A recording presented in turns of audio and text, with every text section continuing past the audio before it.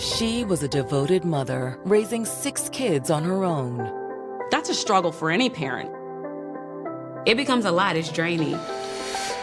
Then she met the man of her dreams. Imagine someone willing to come into your life with 6 kids. This is the person I want to be with for the rest of my life. But the rest of her life was much shorter than she thought. She had nearly 50 stab wounds to her body. Slaughtered is the only way to put it. The entire community is rocked. Was it a jealous ex? He was leaving his threatening voicemails. Violence is his go-to. He had a lengthy criminal history. He recently was released from prison. Or was the answer far worse than anyone imagined? His friend was gunned down in the exact same spot. What's wrong with you? He's a monster. He wanted someone to pay. Stop! He said, I just killed his... July 20th, 2010. It's a warm summer morning in Nashville, Tennessee, America's fast-growing music city. Nashville, it's just transformed radically. There's like 100 people a day moving here.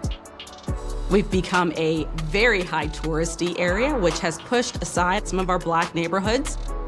People are being priced out of their homes. However, the Bordeaux neighborhood just north of downtown is a rare exception in this rapidly changing city. It's an area that has a lot of history and a lot of pride in its history. It is a neighborhood that has been historically Black. The families that live there have lived there for a long time. They want to stay there. But this Tuesday morning, 30-year-old Bordeaux resident Asia Wade has seemingly disappeared. Asia, open up! Asia's sister had been trying to reach her since the night before, but all her calls had been going to voicemail. So her sister went over to the house. Asia, it's me! You know that something isn't quite right because you know this person. You know this is not normal behavior for them. Just as the sister's worry is turning to full-blown panic, the door finally opens. It wasn't Asia that answered the door. It was her 9-year-old son. Hey, honey, where's your mom? In her room. The 9-year-old said his mother had been in the bedroom and had not come out. You guys stay in here, okay? Asia? Asia's sister tries the bedroom door, Asia! but it's locked. Asia, open up! It's me! And there's still no answer. Asia! She heard water running and the radio playing inside the room, but no sound of Asia. At that point, her sister decided to kick in the door. But she's not prepared for what she finds. The blood in that room was everywhere. And in the center of all that blood lay Asia Wade.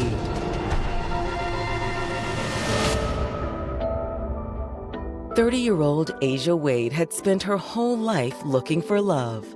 She'd had several serious boyfriends, and she'd come close to getting married.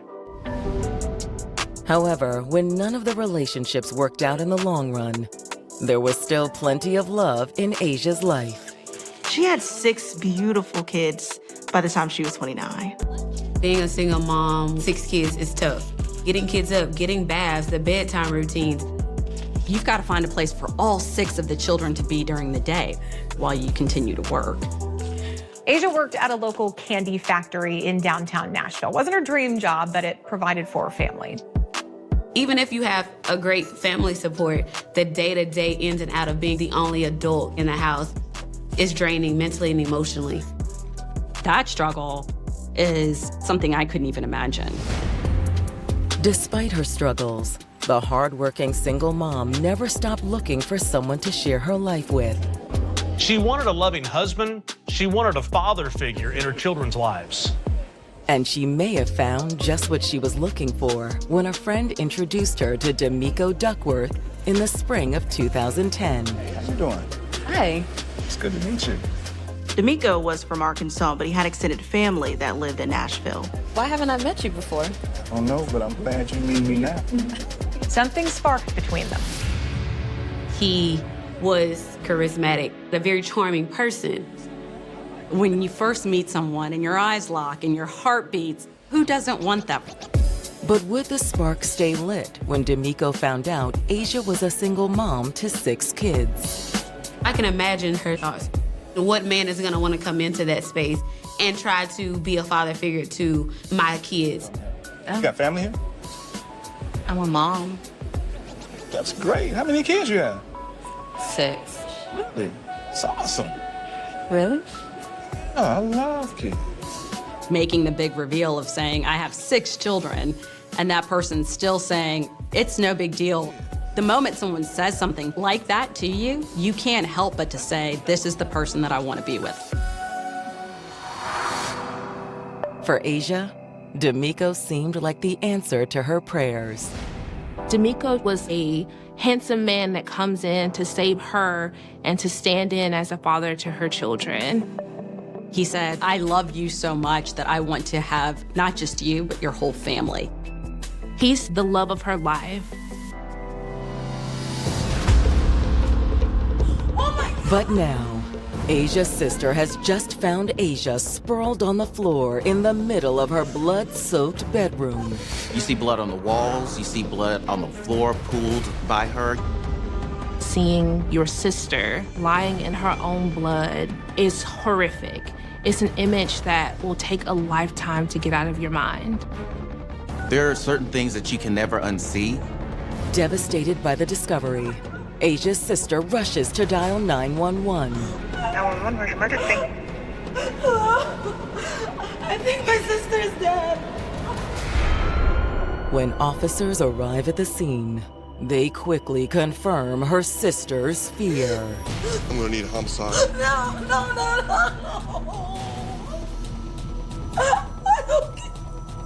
Where's Clarence and now Asia? What's Clarence Goins? Yeah, he's our cousin. He died last night. When Asia's sister called 911, the Nashville police were already investigating Clarence's murder. There could be a link between these 2 cases. Were they dealing with a double homicide? After struggling to find lasting love, mother of 6 Asia Wade had finally met the man she hoped would be Mr. Right, D'Amico Duckworth. Where most men would have found the responsibility daunting, D'Amico loved the fact that she had 6 kids. The moment someone says that, you can't help but to say, this is the person that I want to be with for the rest of my life. Instead, her life has been cut short. Oh my God, Asia's sister had just found her dead inside her home. For her sister to find her that way is something that is heartbreaking. Even more devastating, Asia is the 2nd member of the family who's been murdered in the past 24 hours. Around 9:30 the night before, Asia's cousin, Clarence Goins, had been gunned down outside of his apartment. Clarence's friend, Warren Nichols, had also been wounded in the shooting. Both men had been rushed to Vanderbilt University Medical Center in critical condition. Clarence had died in surgery. Before he was pronounced dead, the family had been waiting at the hospital for news on his condition. They thought it was odd that Asia wasn't at the hospital with them. Where's Asia? I don't know. Why don't you try to give her a call? Which is what led Asia's sister to her house the following morning. The timing of the murders strikes police as suspicious. Even though her sister didn't find Asia's body until the next morning, they thought she had to have been killed on the same night as Clarence. I would be concerned if I was a sister, brother, nephew, cousin. Am I next? Although if someone did have a vendetta against the family, there appeared to be limits. All 6 of Asia's children were in the home and they were unharmed. It appears that the children didn't witness the murder.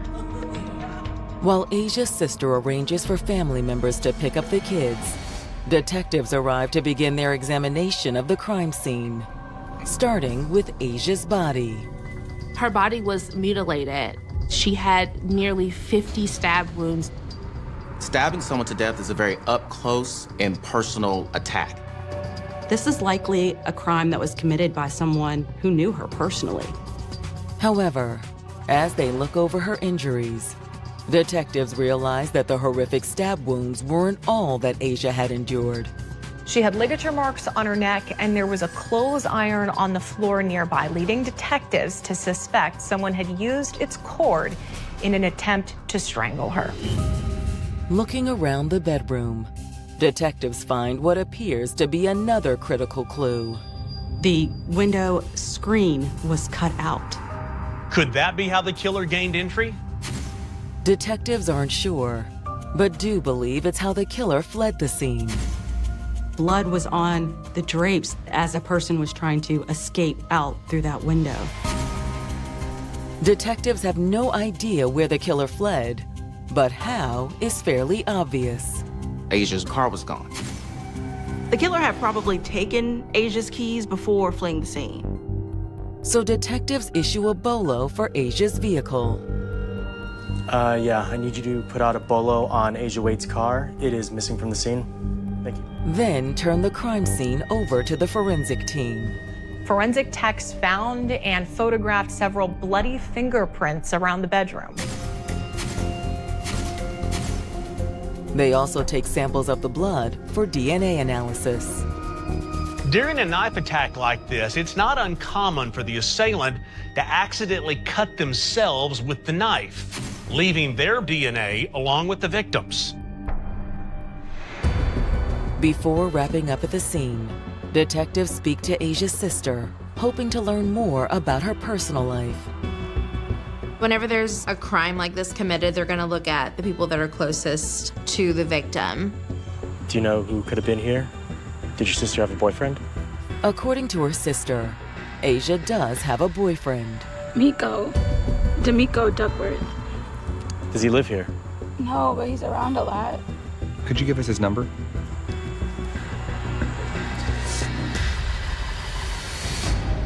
Releasing Asia's sister to join the rest of her grieving family, detectives immediately reach out to D'Amico, who agrees to meet them at the station.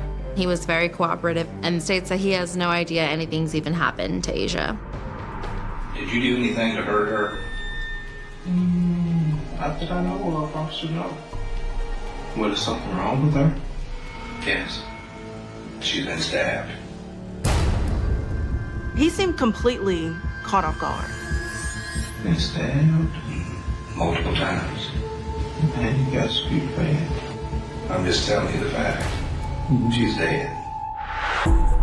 Asked when he last saw Asia, D'Amico says that he was with her early on Monday evening, just hours before she died. D'Amico states that he had picked her up from work and dropped her off at home. How long were you at her house? I don't think I was there too long. How long is not too long? You might have 15 minutes. Where did you go then?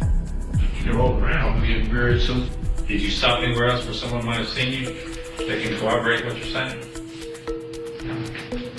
Can't say that again. I'm not certain.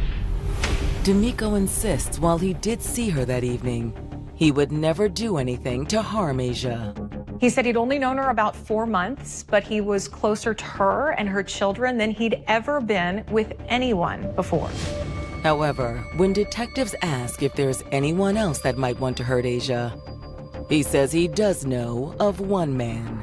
He says that Asia's ex-boyfriend has been in contact with Asia, and some of those contacts have been volatile. His name is Devin Fisher. He was leaving threatening voicemails on us stuff like, you can answer my phone before I kill you. D'Amico said that he initially thought that they were just empty threats. But now, he's not so sure.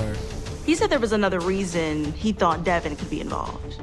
And I knew that he had just got out. He recently was released from prison.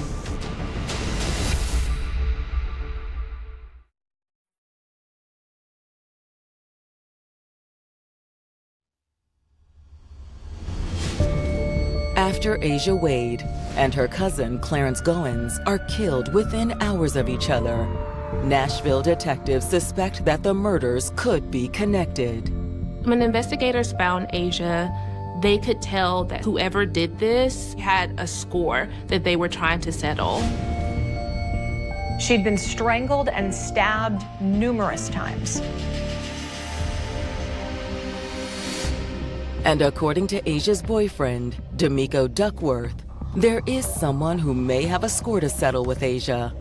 Her ex-boyfriend, Devin Fisher. D'Amico stated that Devin had threatened to kill Asia numerous times. He was like, you need to call my phone or something before I kill you. I think you did. I was like, damn. He told us who you like that. D'Amico points police squarely in the direction of Devin. He told detectives that Devin had just gotten out of prison and he was trying to rekindle his relationship with Asia. He said he would call her repeatedly and exhibit a lot of stalking behavior towards Asia. Based on D'Amico's statement, detectives look into his claims on Devin Fisher. Devin quickly becomes a person of interest for law enforcement. But when they pull the data from Asia's phone, there is no evidence that she had recently been in contact with her ex. Law enforcement subpoenaed Asia's phone records, and they were able to go through and see who she communicated with. Devin was not on there. The records gave them no reason to believe that he could have participated in this. Were they simply missing something? Before they can dig further into Devin, detectives get the call they've been waiting for. Homicide.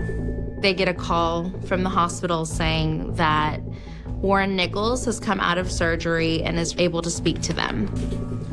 Warren was with Asia's cousin, Clarence, when he was killed. And their hope was that he would be able to identify the person that shot them. Law enforcement believes that these two murders are connected.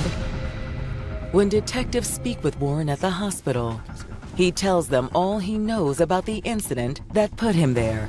Warren told them that he and Clarence were outside Clarence's apartment when a man in a dark-colored hoodie approached them. Do you remember anything about the hoodie, anything on it?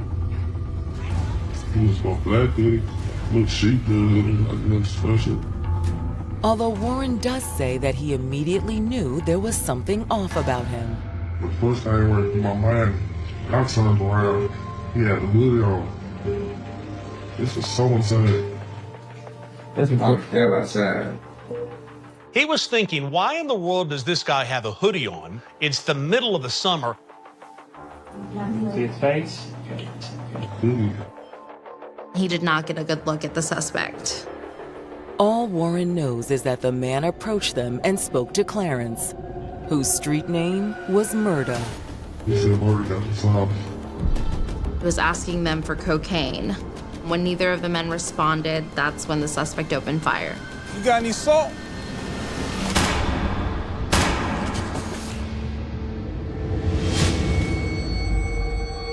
How many shots do you remember? I want to say he got murdered on the first shot. Not only did Warren almost lose his life, he had to watch his close friend lose his life right in front of him. Detectives were hoping for an ID on the shooter. But what Warren was able to tell them raises a whole new possibility. Investigators have to consider that this could be part of a drug deal that went wrong, and that it had nothing to do with Asia's murder. When detectives return to the station, however, they receive another call, one that may break the case wide open. Police are contacted by a man named Brandon Lowe. He informed them that he lives up the street from Clarence Goins. He says he also knows Asia's boyfriend, D'Amico Duckworth. He and Brandon run together. You seem pretty cool, you know? But now he says he has information on D'Amico that he can't keep to himself. I ain't been asleep all last night cause Miko to see my car bad. He says that shortly before Clarence was killed, D'Amico had showed up at his house. He came in the house, is scared. You know what I'm saying? D'Amico gave him some information that was very alarming. He said, I just killed you, and I'm gonna go down and kill Murda. A friend of D'Amico Duckworth, named Brandon Lowe, claims that D'Amico confessed to killing his girlfriend, Asia Wade. According to Brandon, that wasn't the only murder D'Amico committed that night. He said, I just killed you, and I'm gonna go down and kill Murda. Asia's cousin Clarence also went by the nickname Murda. He said that, Hood kept on saying, no, don't do that, you jeopardize our family. Brandon tried to talk D'Amico out of going through with his plan. But D'Amico didn't listen. Shortly after D'Amico left, Brandon heard gunshots down the road. He then knew that the worst had happened. Clarence and Warren had been shot. I'm like, man, why you killing this murder and they got right down into my house? The details of Brandon's story lined up with what Clarence's friend Warren told detectives about the shooting. What was he wearing? A black hoodie. And Brandon's sister Alexis can back up his claims. Brandon's sister Alexis, who was also present on that day, says she saw D'Amico arrive in Asia's car. Was he driving the car? Yeah, a red Monte Carlo with the black tinted windows. And so after he got out, threw the hood over his head, and he went in my mama's house. I'm like, man, something ain't right. Worried by D'Amico's behavior, Alexis says she followed him inside. She overheard the same conversation that her brother did. She heard D'Amico say that I just murdered my girlfriend, and now I'm on my way to kill Clarence. Did you see Miko leave? Yeah, after that, Miko walked on down the sidewalk. She sees D'Amico walk in the direction of Clarence's home. But that's not all Alexis claims she saw. Yeah, I saw a gun in his hand. She said that as D'Amico walked toward Clarence's house, he pulled out a gun. And moments later, she also heard the shots ring out. When I started hearing gunshots. If what Brandon and Alexis told detectives is true, D'Amico has confessed to killing both Asia and Clarence. Law enforcement's next question is, what is the motive? According to the Lowe's, D'Amico's motives are tied to a murder that occurred a month earlier. Their brother, Michael Johnson, had been murdered. He was a close friend to D'Amico. Michael Johnson was gunned down in the exact same spot where Clarence and Warren were shot. Alexis and Brandon tell detectives that their brother's death hit D'Amico hard. He started self-medicating, even doing cocaine. And every time he took powder, he get to acting stupid. He may have been in a state of paranoia. He wanted answers. He wanted someone to blame. And according to Brandon and Alexis, D'Amico had settled on Asia. D'Amico had heard rumors that some members of Asia's family might have been behind the murder of his friend Michael. Nobody was ever sure why he thought that because there wasn't any proof, but he was stuck on it. And he wanted revenge. He decided to take matters in his own hands. D'Amico had become extremely abusive towards Asia. He used to beat him. They believe that this is D'Amico's way of getting back for Michael's murder.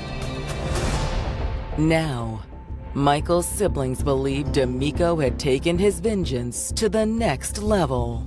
If D'Amico thought Asia and her family were responsible for Michael's death, that would explain why he told Alexis and Brandon about the murders. He's letting them know that he's taking revenge out on these people on behalf of the family because he probably thought that they were going to be grateful to him. Instead, they were horrified by what he'd done. They ended up doing the right thing and being the voice for the people that lost their lives. Digging into D'Amico's past, the detectives discover that he is no stranger to violent crime. He has charges which include drug offenses, aggravated robbery, rape, and a violation of parole.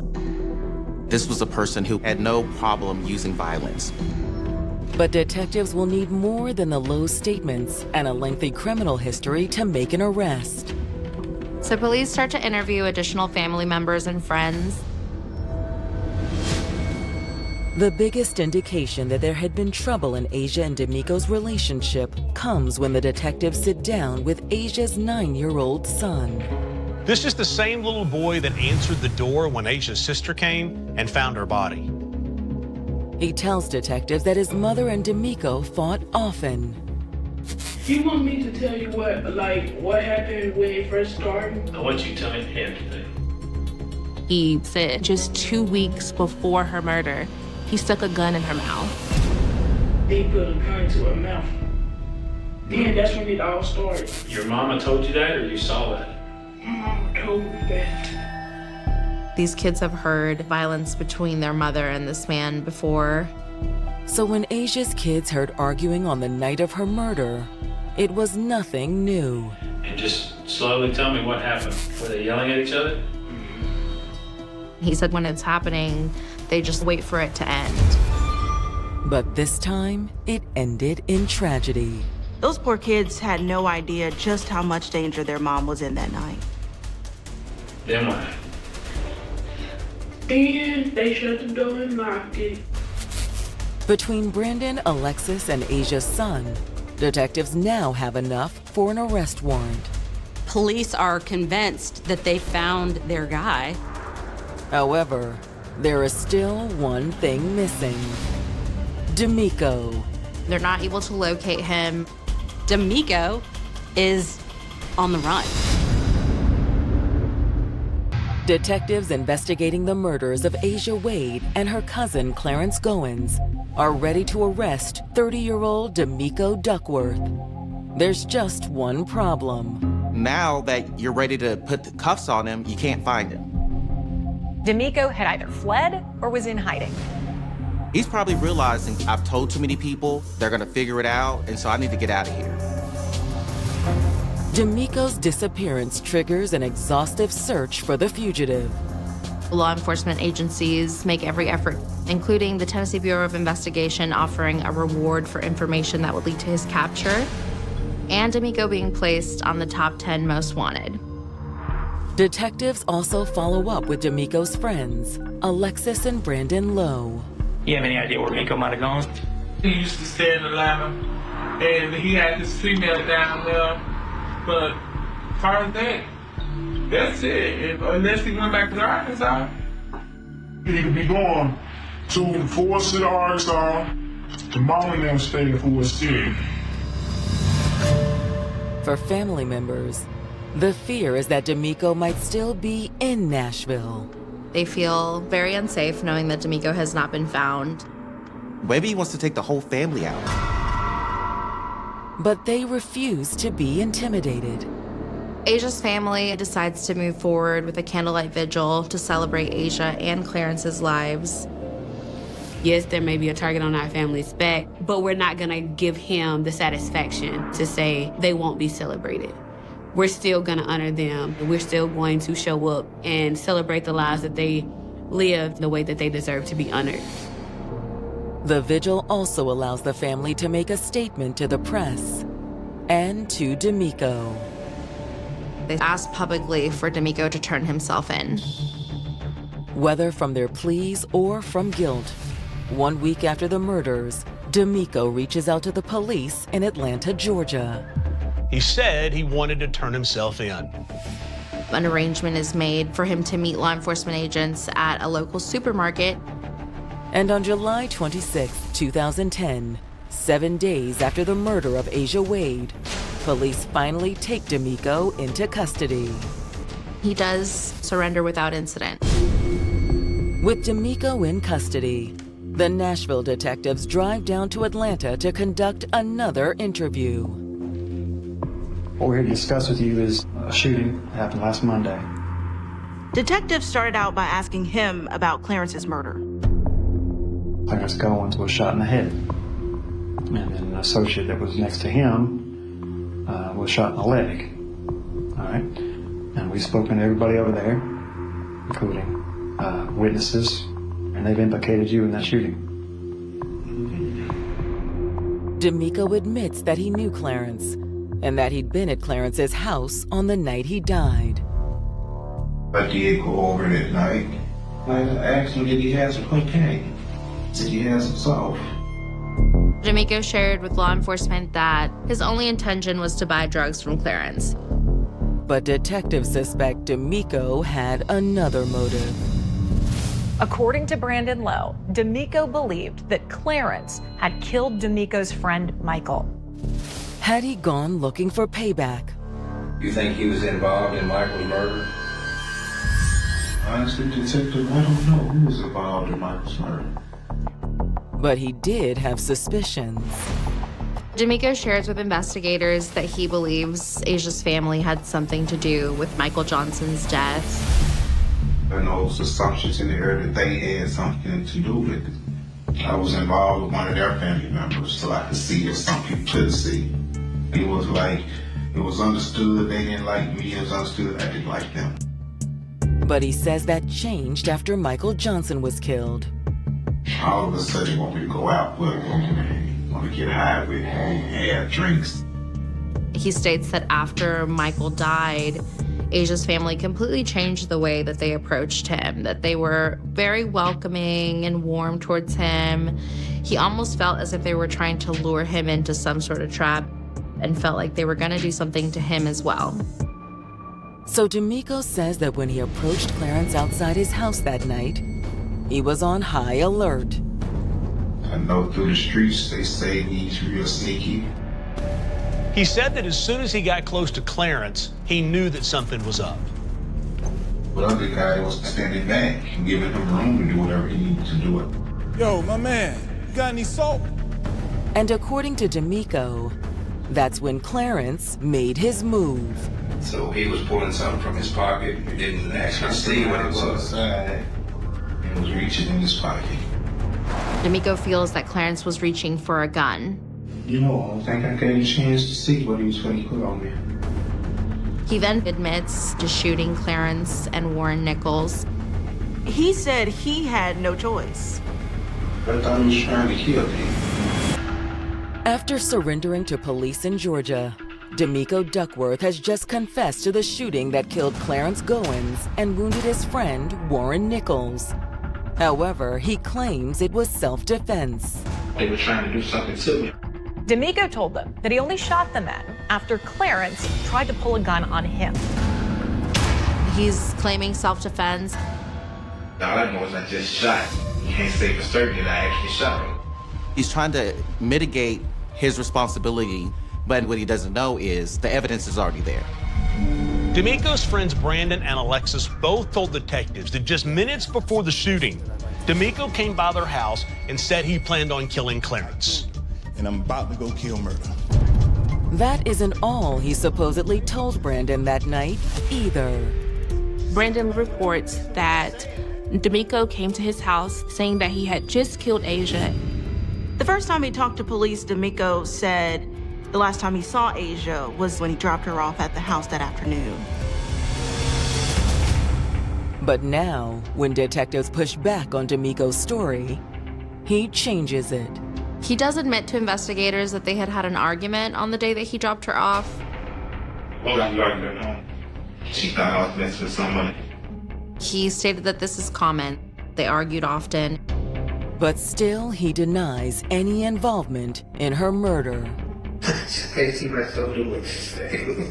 I just really can't, man. It doesn't get me. Well, that's what you see. At this point, despite whatever he's going to say in this interview, they've got their guy. As D'Amico awaits extradition back to Tennessee, the crime lab finishes processing the evidence from Asia's bedroom, and the case against him becomes even stronger. The fingerprints found in Asia's bedroom matched D'Amico. There's 2 DNA types found in the blood samples, one belonging to the victim and one belonging to D'Amico. This is enough to prove without a doubt that D'Amico is Asia's killer. They can charge him with first-degree murder for Asia Wade. They can charge him for first-degree murder with Clarence Goins, and also attempted murder of Warren Nichols. They've got him. When D'Amico goes on trial in February of 2012, Asia's family fills the courtroom. Trial can be very difficult for the families of those that have been murdered. because you have to put your grief on hold because you want to seek justice. You want to make sure that their voice is heard. According to the prosecution, the murder of D'Amico's friend, Michael Johnson, had launched a chain of events that led to Asia and Clarence's deaths. The prosecution argues that D'Amico's motivation was misplaced rage and retribution for the murder of his lifelong friend. Trauma in itself can cause a lot of rage, and when you incorporate drugs, that is extremely dangerous. If I'm using drugs to kill, causing me to potentially have paranoia, which allowed him to justify his actions. He wanted someone to pay for what was done to his friend. And in his drug-filled paranoia and rage, D'Amico decided that it was Asia and her cousin Clarence who had to die. Innocent people that had nothing to do with the pain that he was feeling, he wanted them to hurt. His vengeance came on the night of July 19, 2010. According to the prosecution's theory, D'Amico had taken Asia home after work and confronted her with what he had convinced himself was the truth. Acting crazy all night. You know what you did. I didn't do anything. What's wrong with you? And D'Amico's mind was vengeance. It was rage.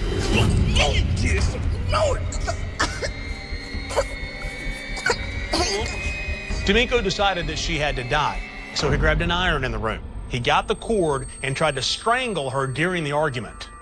Stop! And when that failed, D'Amico grabbed a knife. He stabbed her nearly 50 times. He's a monster. There's no other word to describe it. Then D'Amico made his escape. He locked the door, turned the radio on, left the water running so that the kids wouldn't suspect anything that night. He cut out the screen of the window and escaped and stole her car.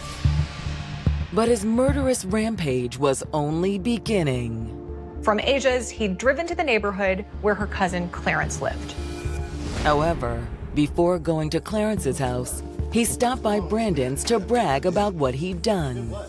In his mind, he was doing everyone a favor, getting revenge for Michael's death.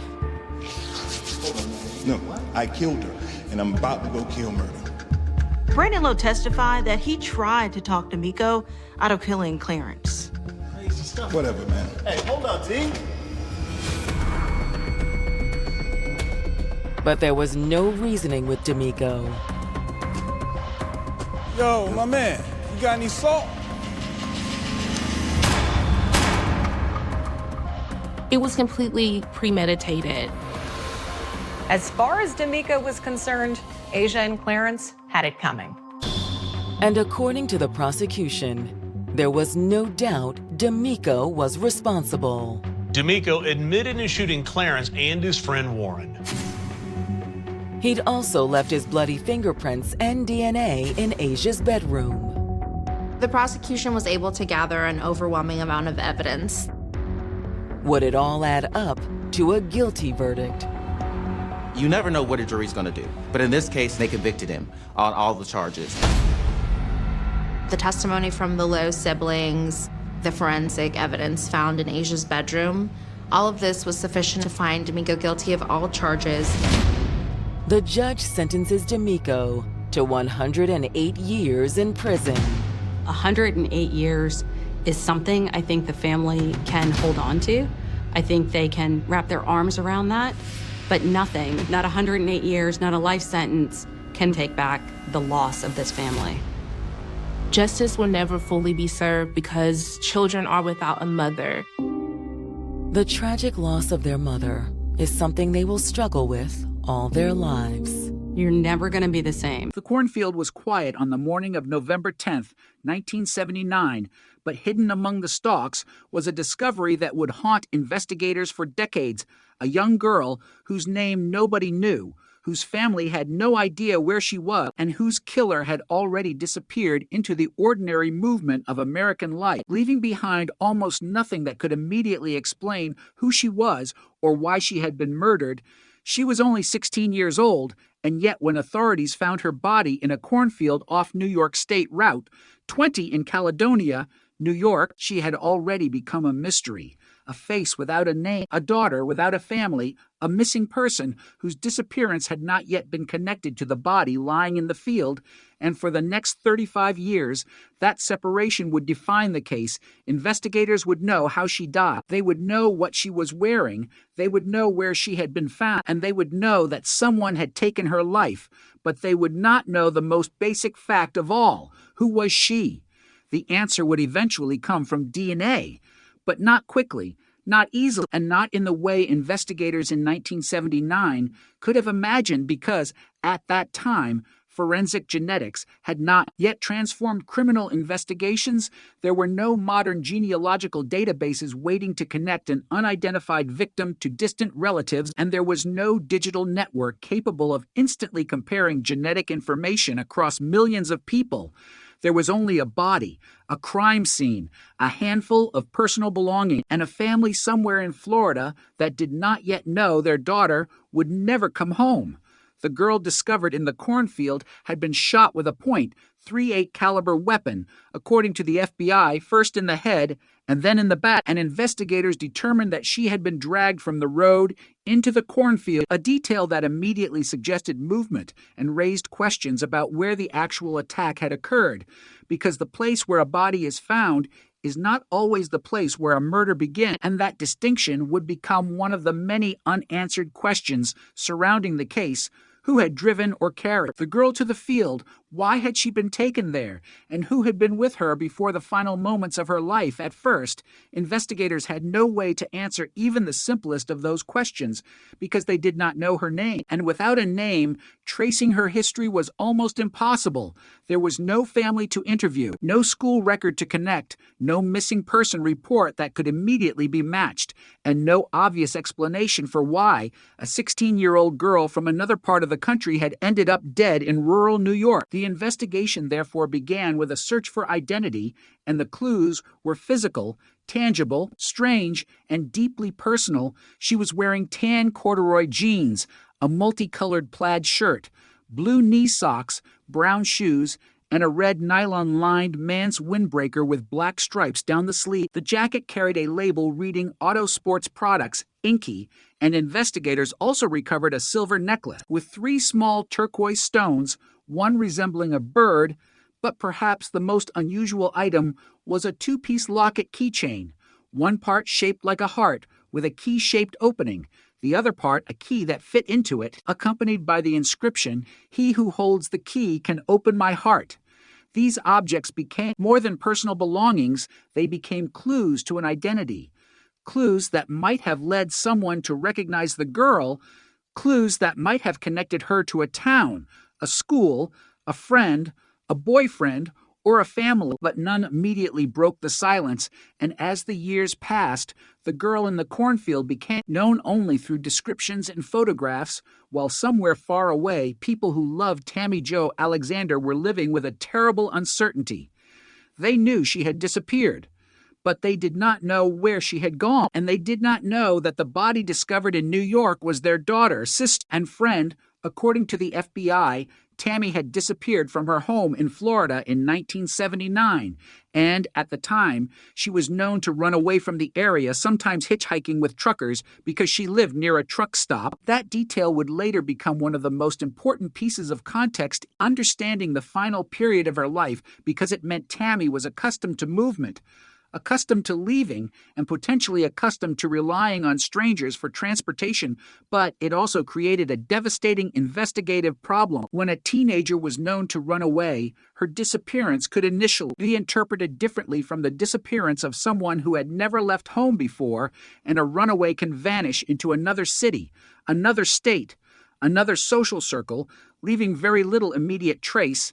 Tammy could have been anywhere, and when her body was found in New York, investigators did not know that. The missing girl from Florida and the unidentified victim in the cornfield were the same person for decades. Those 2 stories remained separate.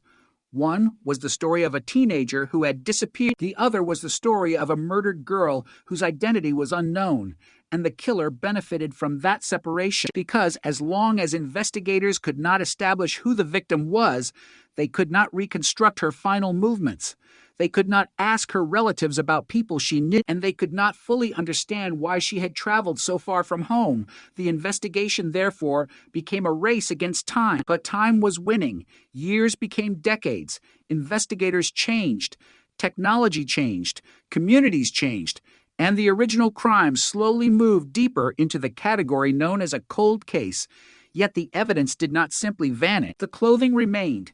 The personal items remained, forensic material remained, and somewhere inside those preserved pieces was the potential to identify the girl whose name had been lost. Then came the scientific revolution that changed cold cases across the United States. DNA analysis, a technology that would eventually allow investigators to examine biological evidence in ways that had been impossible in 1979, and when investigators revisited the case decades later, they were able to use DNA to establish what earlier generations could not. The unidentified victim was Tammy Jo Alexander of Brooksville, Florida. The announcement came on January 26, 2015, and suddenly 35 years of uncertainty collapsed into a single name, Tammy. The girl in the cornfield was no longer a Jane Doe, no longer an unidentified teenager, no longer a photograph attached to an impossible question.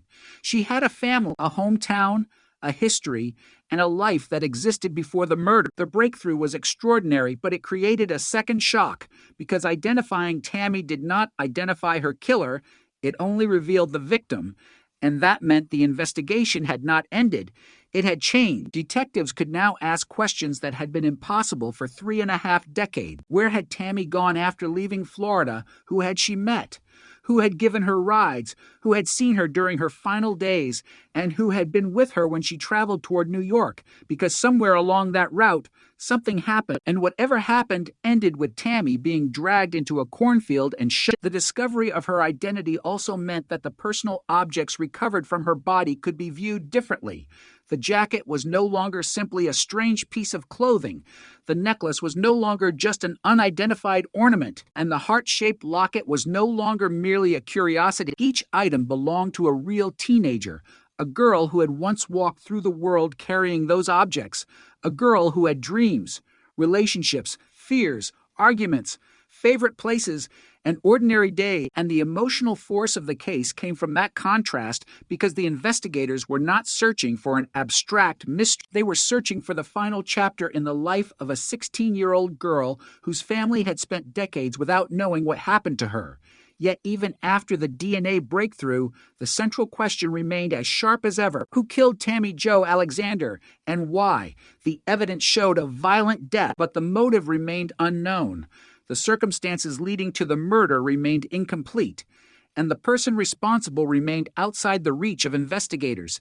The case had survived 35 years, but now it had something it had never possessed before, a name. And a name could change everything, because a name could bring memories back. It could allow witnesses to recognize the victim.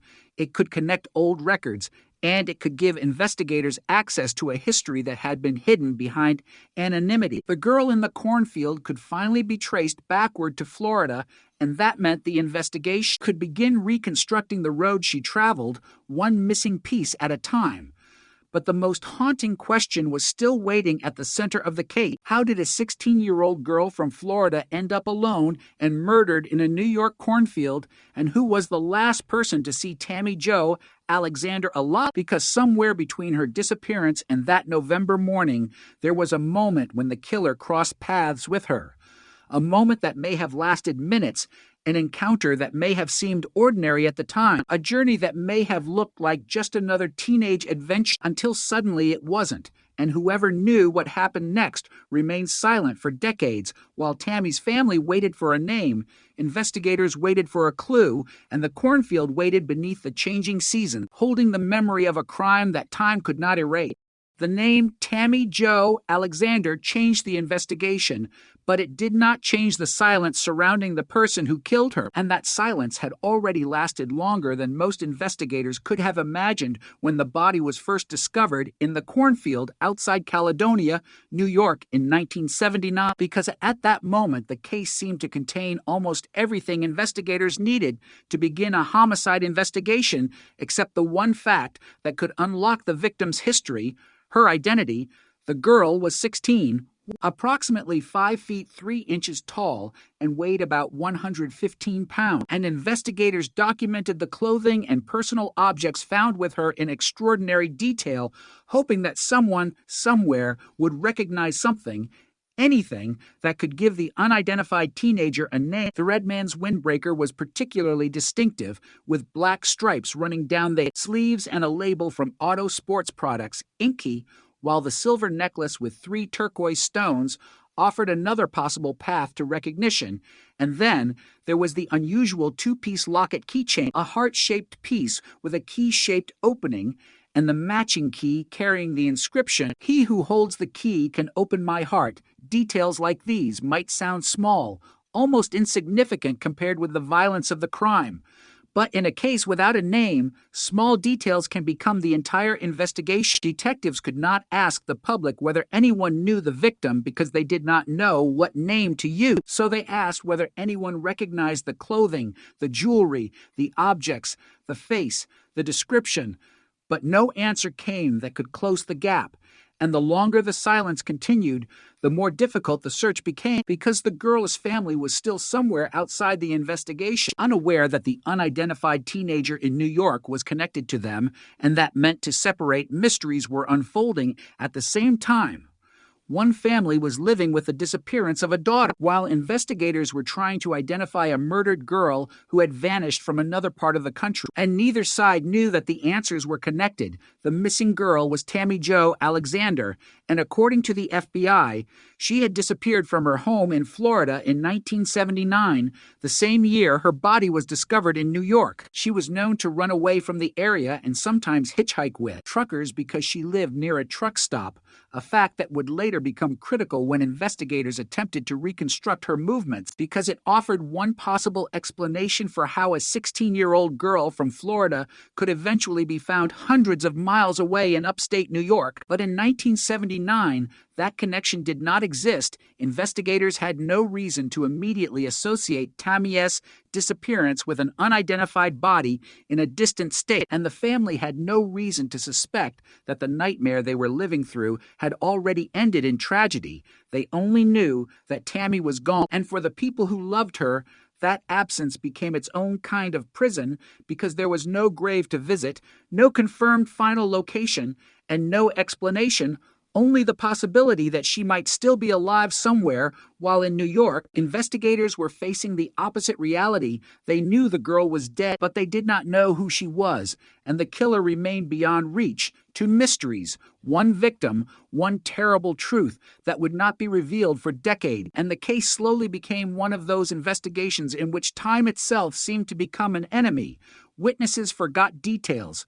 Records disappeared. Investigators retired. Generations changed, and technology moved forward while the identity of the girl remained trapped in the past.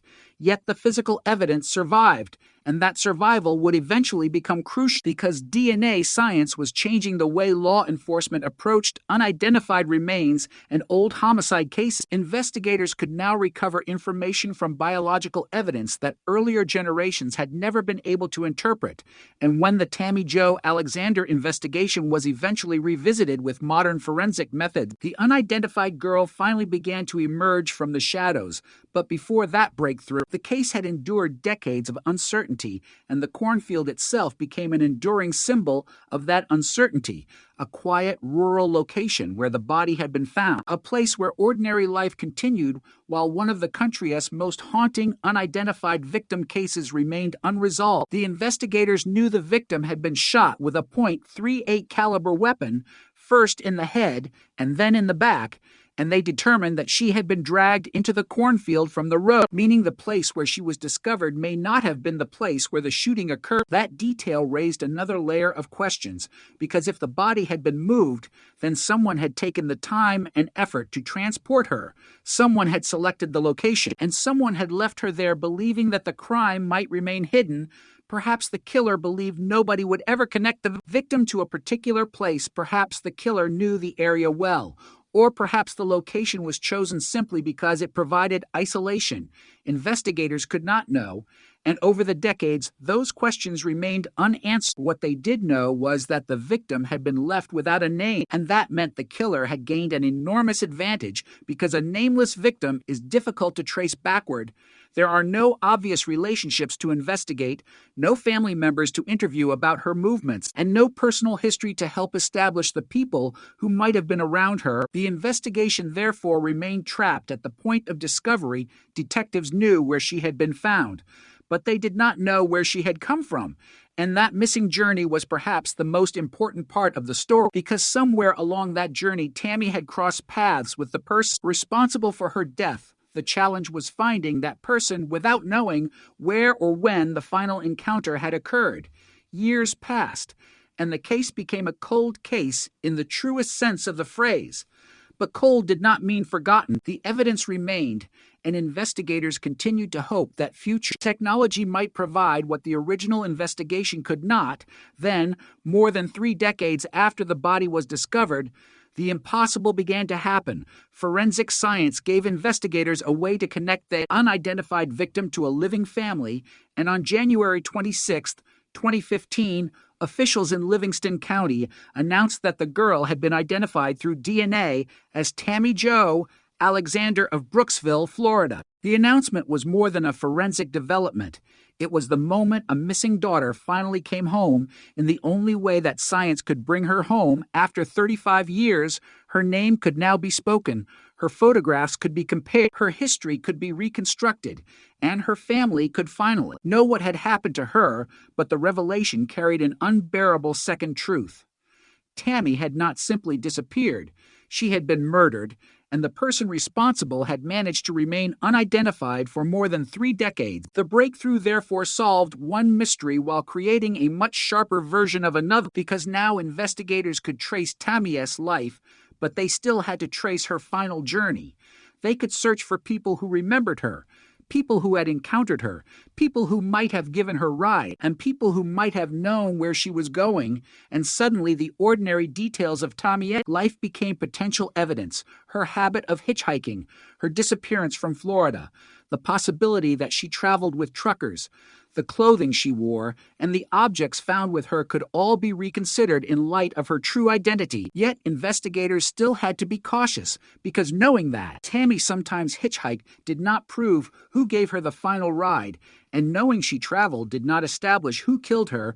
Those facts could guide an investigation, but they could not substitute for evidence. And that distinction became increasingly important as public interest in the case grew, because once a victim receives a name, people naturally begin searching for explanations. Theories appear, suspects are imagined, and connections are drawn between cases. But investigators must separate what is possible from what is proven, especially in a homicide that has remained unsolved for decades. The official reality is stark. Tammy Jo Alexander was murdered, and the FBI continues to seek information leading to the arrest and conviction of the person or people responsible, even offering a reward for information that could bring the killer to justice. That reward is more than a number attached to a poster. It is a public acknowledgement that somewhere there may still be information capable of changing the case. Perhaps a person who remembers something from 1979. Perhaps someone who knew Tammy before she disappeared. Perhaps someone who saw her traveling north. Perhaps someone who remembers a vehicle, a conversation, a meeting, or a detail that seemed meaningless at the time, but now carries a completely different weight. The difficulty is that 40 years can make people question their own memory, especially when the memory involves an ordinary encounter that nobody expected to become evidence in a murder investigation. But investigators do not necessarily need a perfect memory. Sometimes they need one fragment that can be independently verified, one piece that can connect the timeline. And Tammy S. case contains a particularly haunting possibility. Someone may have seen her. After she left Florida and before she reached New York, someone may have spoken with her. Someone may have given her a ride, and someone may know what happened during the final hours of her life without realizing that the young woman that encountered was the same teenager later discovered in a cornfield. The identification changed that possibility because now there was a name to attach to those memories, and names have power. They transform anonymous events into personal history. A person who remembers a teenage girl from Florida can now compare that memory to Tammy S.'s photograph, her age, her clothing, and the timeline of her disappearance. Perhaps the memory fits. Perhaps it does not. But for the first time, the comparison is possible, and that is what makes the DNA breakthrough so important. It did not merely close a 35-year-old question. It reopened the entire investigation from a new starting point. Investigators were no longer standing at the cornfield asking who this girl was. They were standing at the same cornfield asking who had known Tammy. Where had she been, and who had been with her before she was dragged from the road and shot? The difference is enormous, and it is why the case continues to demand attention, because the scientific breakthrough proved that the passage of time had not destroyed every possibility. Evidence had survived. DNA had survived. Tammy's identity had survived. And if one part of the truth could remain hidden for 35 years and then suddenly emerge, there was reason to believe that other parts of the story might still be waiting to be discovered somewhere in an old memory, somewhere in a forgotten record, somewhere in preserved evidence, somewhere in the life of a person who once crossed paths with a 16-year-old girl named Tammy Jo Alexander. And the most chilling possibility of all was that the person who knew the truth might have been living an ordinary life for decades, carrying the secret of that November morning, while everyone else believed the case had simply become another unsolved murder. But the case had not disappeared. It had only gone quiet. And when Tammy finally received her name back, that silence became impossible to ignore, because now the world knew exactly who had been taken, and the only question left was who had taken her. The identification of Tammy Jo Alexander did not close the door on the mystery. It opened another one, darker and more precise, because for 35 years, investigators had been staring at an unidentified victim, trying to understand a crime without knowing the person at its center, and now they finally had her name, her hometown, her family, and the missing person history that had existed all along, but the person who had murdered her remained hidden behind the same wall of silence that had protected the killer since 1979. And suddenly, every surviving detail of Tammy S.'s life became important, not because every detail contained an answer, but because somewhere among those ordinary fragments could be the connection that investigators had been missing. Tammy had been 16 years old when she disappeared from Florida, and according to investigators, she was known to run away and had sometimes hitchhiked with truck drivers because she lived near a truck stop, a lifestyle that placed her in contact with strangers and made long-distance travel possible. But it also meant that reconstructing her final movements would be exceptionally difficult because hitchhiking leaves behind few records, no passenger manifest, no ticket receipt, no digital trail, no automatic location history, just roads, vehicles, brief encounters, and memories. A teenager could climb into a vehicle in one state and disappear hundreds of miles later without leaving a conventional record of the journey, and that possibility now became one of the central questions in the investigation. How did Tammy travel from Florida to New York, and who was with her when she made that journey? The answer might be hidden in the memories of people who never realized they had encountered a future homicide victim. Perhaps a truck driver remembered picking up a young girl. Perhaps someone remembers seeing her at a roadside stop. Perhaps a person recalls the unusual red windbreaker or the silver necklace. Perhaps somebody remembers a young teenager carrying a distinctive two-piece heart and key locket. Details that once seemed meaningless could suddenly become important when placed beside the known timeline of Tammy's disappearance and death. But there was another problem. Memory changes, especially after decades, and investigators cannot simply accept every recollection as fact. Someone might remember the face correctly, but the year incorrectly. Another person might remember the clothing, but not the location. Another might remember a conversation, but unintentionally combine it with a different event. So the challenge was not simply to find memories. It was to find memories that could be tested, corroborated, and connected to evidence. Because the objective was not to create a satisfying theory, it was to establish what happened to Tammy, and that requires a standard far higher than suspicion. The original crime scene provided some of the strongest known facts. Tammy had been shot with a .38 caliber weapon, first in the head and then in the back, and investigators determined that she had been dragged from the road into the cornfield, a detail that suggested the killer had moved her after the shooting. But that finding immediately created another question: where had the shooting taken place? If Tammy was killed somewhere else, then the cornfield was not the beginning of the story. It was the final stage, and that meant the real crime scene could have been somewhere nearby or potentially somewhere much farther away, depending on how she was transported. The possibility of a secondary location creates enormous investigative difficulties because evidence at the original location may have been lost, destroyed, or never recognized as connected to Tammy. A vehicle could have been cleaned, a room could have been renovated, clothing could have disappeared. Witnesses could have forgotten what they saw, and any biological traces that might once have existed could have degraded beyond usefulness. Yet the fact that investigators believed she had been dragged from the road remained significant because it provided a physical clue about the final movement of her body. Someone had placed her in that field, and someone had left her there, apparently believing the location would delay discovery or identification. But there was no guarantee that the killer knew exactly how long the body would remain hidden. There was no guarantee that the victim would never be identified, and there was certainly no guarantee that science would not eventually reopen the case. The killer had been operating in a world without modern forensic genealogy, without the databases that now allow investigators to compare genetic information across distant family lines, and without the technology that would later transform unidentified remains investigations. But science caught up with the evidence, and the case changed. The DNA identification of Tammy in 2015 demonstrated that even after 35 years, the physical evidence could still speak, and that was perhaps the most important message the case had to offer. Time had not erased everything. It had simply buried the answers deep. The breakthrough also restored something that had been missing from the investigation from the beginning: context. Investigators could now understand that the victim had not appeared in New York from nowhere. She had a home in Florida. She had family. She had a known identity, and she had a history of leaving home, and that history created possible routes and possible contacts. But it also demanded careful interpretation because investigators could not assume that every person Tammy met was connected to her murder, and they could not assume that her decision to hitchhike somehow explained the crime.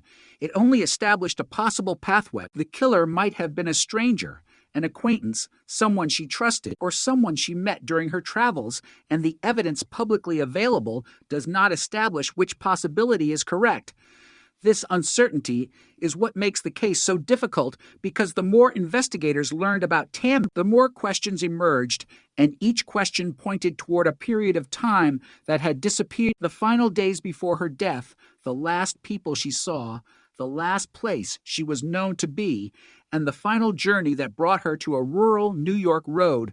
Those missing hours became the center of the investigation, and every attempt to reconstruct them required detectives to move backward through decades, examining old reports, photographs, missing person information, forensic findings, and possible witness accounts, while also looking for information that could have been overlooked when Tammy was still unidentified. This is one of the strange realities of cold cases. Evidence does not necessarily change, but its meaning can change when new information appears. An old report might mention a detail that seemed insignificant in 1979, but becomes important once investigators know the victim's identity. An old photograph might reveal something that nobody recognized at the time, and a witness statement might suddenly make sense when connected to a confirmed timeline. That is why reopening a cold case is not simply repeating the original investigation. It is re-examining the past with new and Tommy S. case offered investigators a rare opportunity to do exactly that because the identification allowed them to search in both directions, forward from the crime scene and backward from Tommy S. life. Somewhere those two paths had to intersect, and that intersection was where the truth might be found. But there was another dimension to the case that could not be ignored: the emotional impact on Tommy S. family, because for decades they had been living with an absence rather than an answer. A missing person can inspire hope. Even when that hope becomes painful with time, families can imagine that their loved one may still be alive somewhere beyond reach, and that uncertainty can persist for years. But when DNA finally identified Tammy, the uncertainty ended in the most devastating way possible. She was not alive. She had been murdered, and her family had unknowingly spent decades without the truth. The identification, therefore, represented both a reunion and a loss. Tammy could finally be mourned by name, but she could never return home, and the investigation now carried an obligation beyond identification, because naming a victim is only one part of justice. The next step is understanding who was responsible, and that second step had not yet been completed. Investigators continued seeking information about Tammy and the circumstances surrounding her death, and the FBI has publicly asked anyone with information to come forward, including information that could help identify the person or people responsible. The fact that such an appeal remains necessary after more than 4 decades illustrates just how stubborn the case has been. But it also shows that investigators have not accepted the passage of time as a reason to stop. The case may be old, but the murder itself has never become less serious, and the responsibility to identify the killer does not expire simply because decades have passed. What makes Tammy S.'s story especially haunting is the contrast between the simplicity of the final scene and the complexity of everything that came before it. A quiet rural road, a cornfield, a young woman abandoned in the darkness of history, and somewhere beyond that scene, a journey that may have stretched hundreds of miles, involving people whose identities may never have been recorded, and perhaps one person who knows exactly how Tammy ended up there. The killer may have believed that leaving her without identification would make the crime impossible to solve. And for many years, that assumption appeared correct, but the killer could not account for the future, could not account for DNA technology, and could not account for the possibility that investigators would eventually find a genetic path back to Tammy S.'s family. The same evidence that restored her identity could potentially inspire new forensic questions, because once investigators know who the victim is, they can ask whether other evidence connected to the crime can be reevaluated, whether biological material can be interpreted with newer techniques, whether old information can be compared against modern databases, and whether previously unknown connections can now be discovered. None of these possibilities guarantees a result, but the history of Tammy S.'s case proves that what seemed impossible in 1979 was not necessarily impossible forever. The girl in the cornfield was unidentified for 35 years, and then suddenly she had a name. That transformation changed the case from an unsolvable identity mystery into an active homicide investigation with a known victim. And that difference matters because investigators now have a person to search for, not simply a body, a person with relatives, childhood memories, photographs, records, and a life that can be reconstructed. The task is to follow that life toward its final intersection with the unknown killer, and that requires patience, caution, and a refusal to mistake theory for fact, because in a case this old, the wrong assumption can send an investigation down the wrong road for years, while one verified clue can do the opposite, narrowing the possibilities with extraordinary speed, and perhaps that clue already exists, hidden in something investigators have examined before but could not fully understand, or hidden in the memory of someone who has never realized that their story might matter, because somewhere there is a moment when Tammy was still alive, still walking, still talking, still expecting another day, and that moment exists on the other side of the crime scene. The most important question is what happened between that moment and the moment her body was left in the cornfield, and the answer may depend on reconstructing every mile, every encounter, every decision, and every person who crossed her path.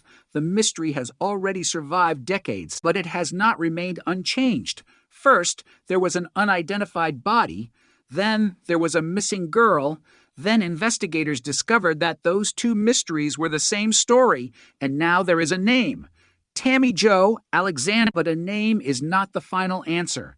It is the beginning of the search for the person who made sure she would never make it home, and until that person is identified, the silence surrounding the cornfield remains incomplete. Because Tammy S.'s story did not end when her identity was discovered, it simply became impossible to tell without asking the question that has waited for more than 40 years. Who was the last person to see Tammy Jo Alexander alive, and what did they know that the rest of the world did not? By the time Tammy Jo Alexander's name was finally attached to the girl in the cornfield, more than 3 decades had already passed, and the world that had existed when she disappeared had almost completely changed. The roads were different, technology was different, investigators were different, and many of the people who might once have remembered her had grown old, moved away, or disappeared from the story themselves, yet the essential facts remained frozen in time. A 16-year-old girl had vanished from Florida in 1979. A teenage homicide victim had been discovered in rural New York that same year, and nobody had understood that those two events were connected until DNA finally bridged the distance between them. The breakthrough in 2015 was extraordinary precisely because it defeated the assumption that time had erased the answer, but it also created an uncomfortable reality. Identifying Tammy did not reveal the person who had killed her, and that meant investigators now had to confront the hardest part of the case without the advantage of knowing where the crime had actually begun. The cornfield was the final known location, but it may not have been the murder scene, and that single distinction could change the entire reconstruction of what happened, because if Tammy had been killed elsewhere and transported to Caledonia, then investigators were searching not simply for a killer, but for an unknown location, an unknown vehicle, an unknown route, and an unknown sequence of events that had unfolded before her body was discovered. The physical evidence suggested movement, and the idea that she had been dragged from the roadside into the field raised an immediate question. Why there? Why that particular location?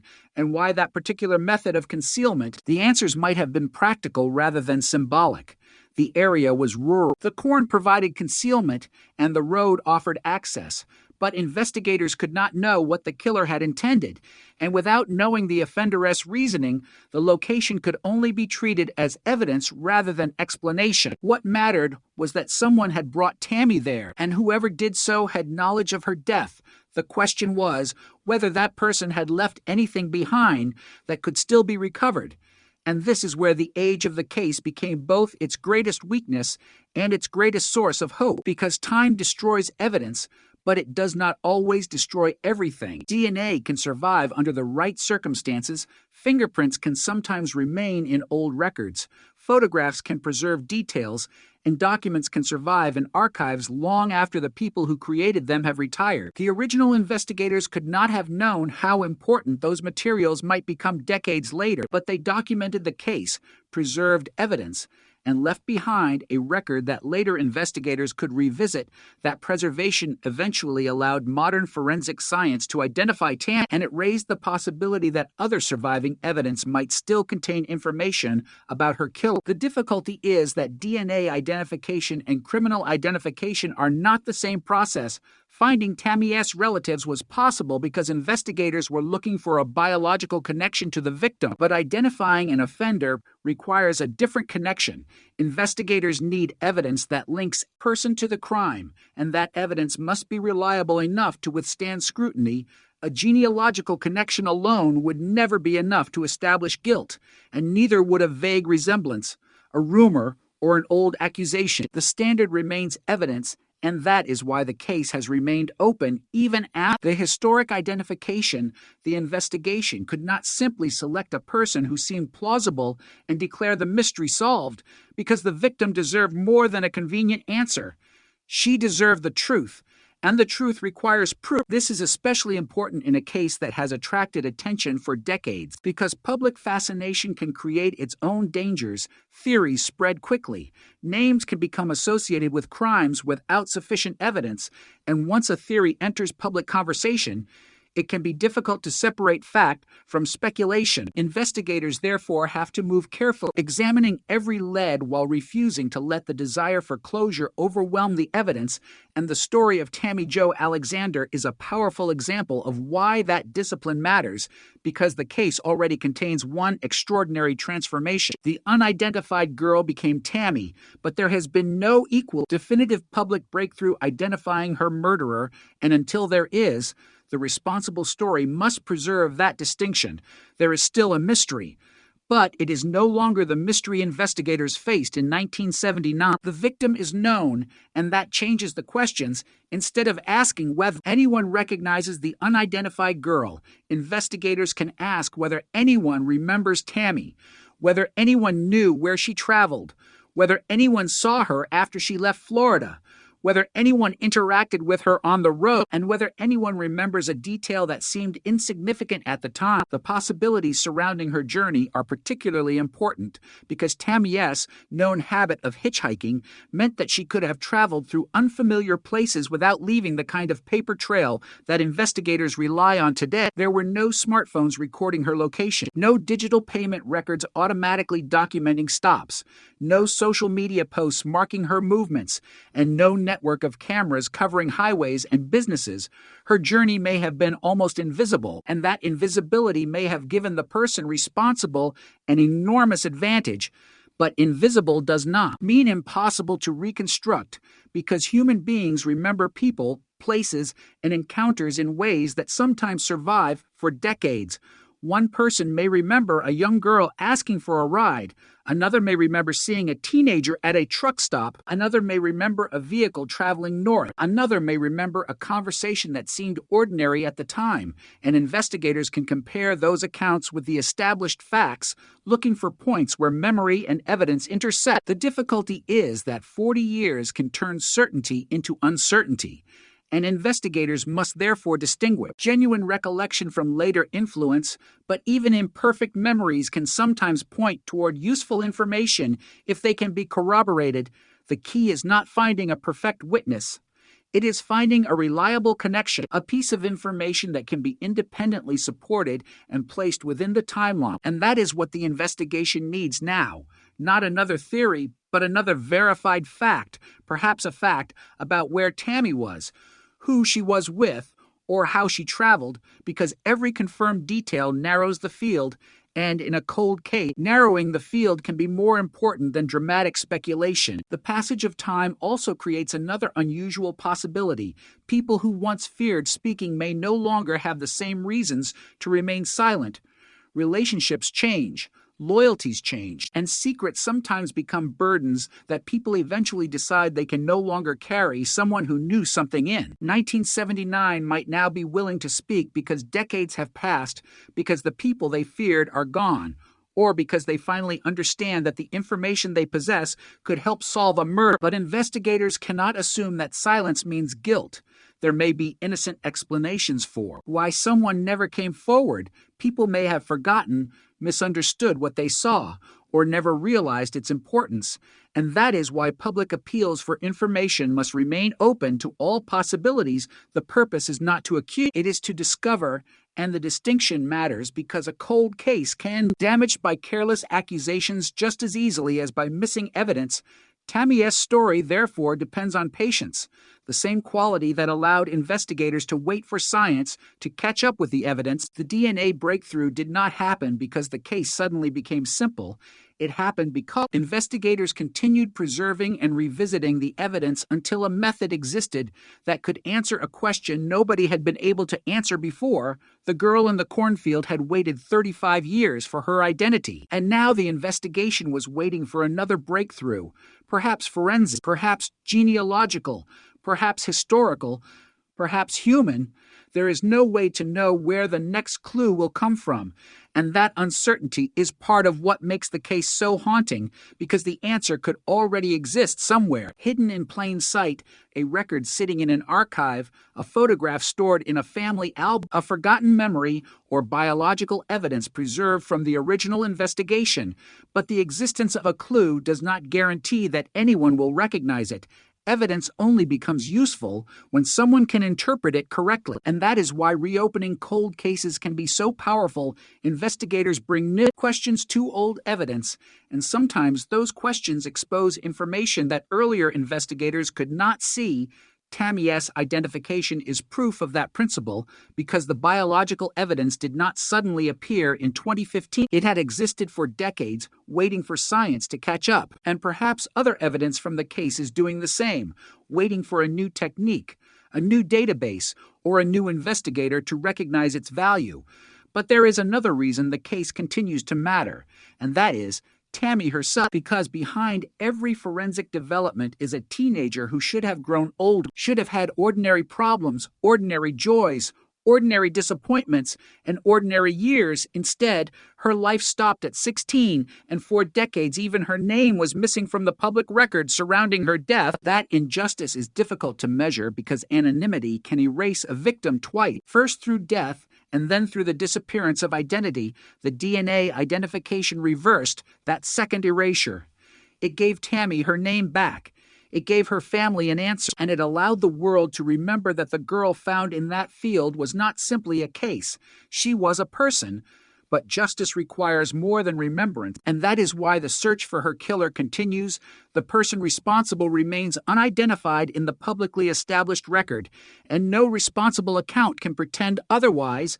There is no confirmed motive, no publicly established offender, and no final explanation that closes every question. Only a collection of facts pointing toward a crime that remains unsolved, and perhaps that is why the case refuses to disappear, because it has already defeated time once. The identity that remained hidden for 35 years was finally recovered, proving that the past can still surrender its secrets. And if the past could give investigators Tammy S. name, there is always the possibility that it may eventually give them something else, a name belonging to the person who killed her, a piece of evidence connecting that person to the crime, or a witness who finally decides that silence has lasted long enough. Until that moment comes, the cornfield remains more than a location on a map.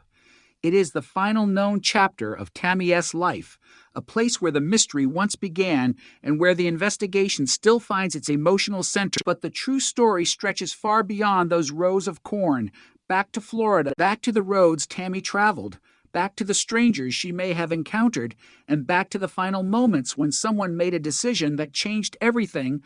The world now knows her name, and that name carries across the decade. But one question still follows it, a question that has survived every investigator, every technological advance, and every passing year. Who was responsible for the murder of Tammy Jo Alexander, and what has kept that person's identity hidden for so long? The investigation into Tammy Jo Alexander's murder had survived long enough to outlive the people who first worked it, and that fact alone made the case feel almost impossible to solve, because the original detectives had been trying to answer questions in a world without the forensic tools available today, while the witnesses who might once have provided immediate answers were growing older with every passing year. Yet the case had already demonstrated that time could produce a breakthrough instead of merely destroying hope, and that breakthrough had begun with a question that seemed almost too basic to be revolutionary. Who was the girl in the cornfield for 35 years? Nobody could answer it with certainty. And then DNA transformed the mystery, revealing that the victim was Tammy Jo Alexander, a 16-year-old from Brooksville, Florida. But once that name was known, investigators could finally move beyond the body and begin reconstructing the life that had preceded it, and reconstruction meant going back to the beginning, back to Florida, back to a teenager whose disappearance had happened in a very different world, a world where hitchhiking was more common, where a teenager could leave home and travel significant distances without generating a digital record, and where a missing person could cross state lines before authorities had enough information to know where to search. Tammy had been known to run away, and according to investigators, she sometimes hitchhiked with truckers because she lived near a truck stop, a detail that now appears painfully significant, but at the time, it was simply part of the complicated reality surrounding her life. It meant that Tammy had experience with strangers, roads, and long-distance travel, but it did not tell investigators which person she encountered during the journey that ended in New York. And that distinction became critical because the investigation could not assume that the person who gave Tammy a ride was necessarily her killer, just as it could not assume that the killer was a stranger. The evidence did not publicly establish the answer, and investigators had to keep the possibilities open. Somewhere between Florida and the cornfield, Tammy had moved through a chain of people and places, and one of those encounters may have become fatal. The problem was that the chain itself had largely vanished. There was no digital trail to follow, no cell phone location data, no social media record, no automated highway cameras, and no modern network of electronic transactions documenting every stop. There were roads, gas stations, truck stops, motels, vehicles, and human memory, and that meant investigators were forced to rely heavily on the physical evidence and whatever people could remember. The body itself had provided some of the strongest clues.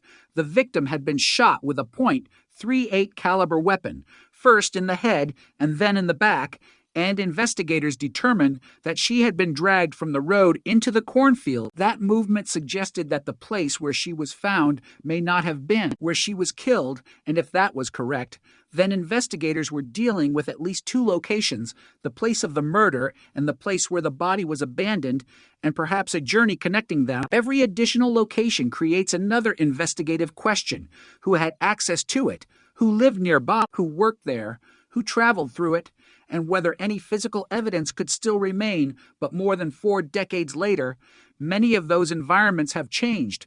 Buildings have been demolished, roads altered, businesses closed, fields replanted, and people who lived nearby have moved away or died, which means that investigators today are not simply examining a crime scene, they are examining the history of a landscape, trying to understand what existed there in 1979 and whether any part of that world can still provide information.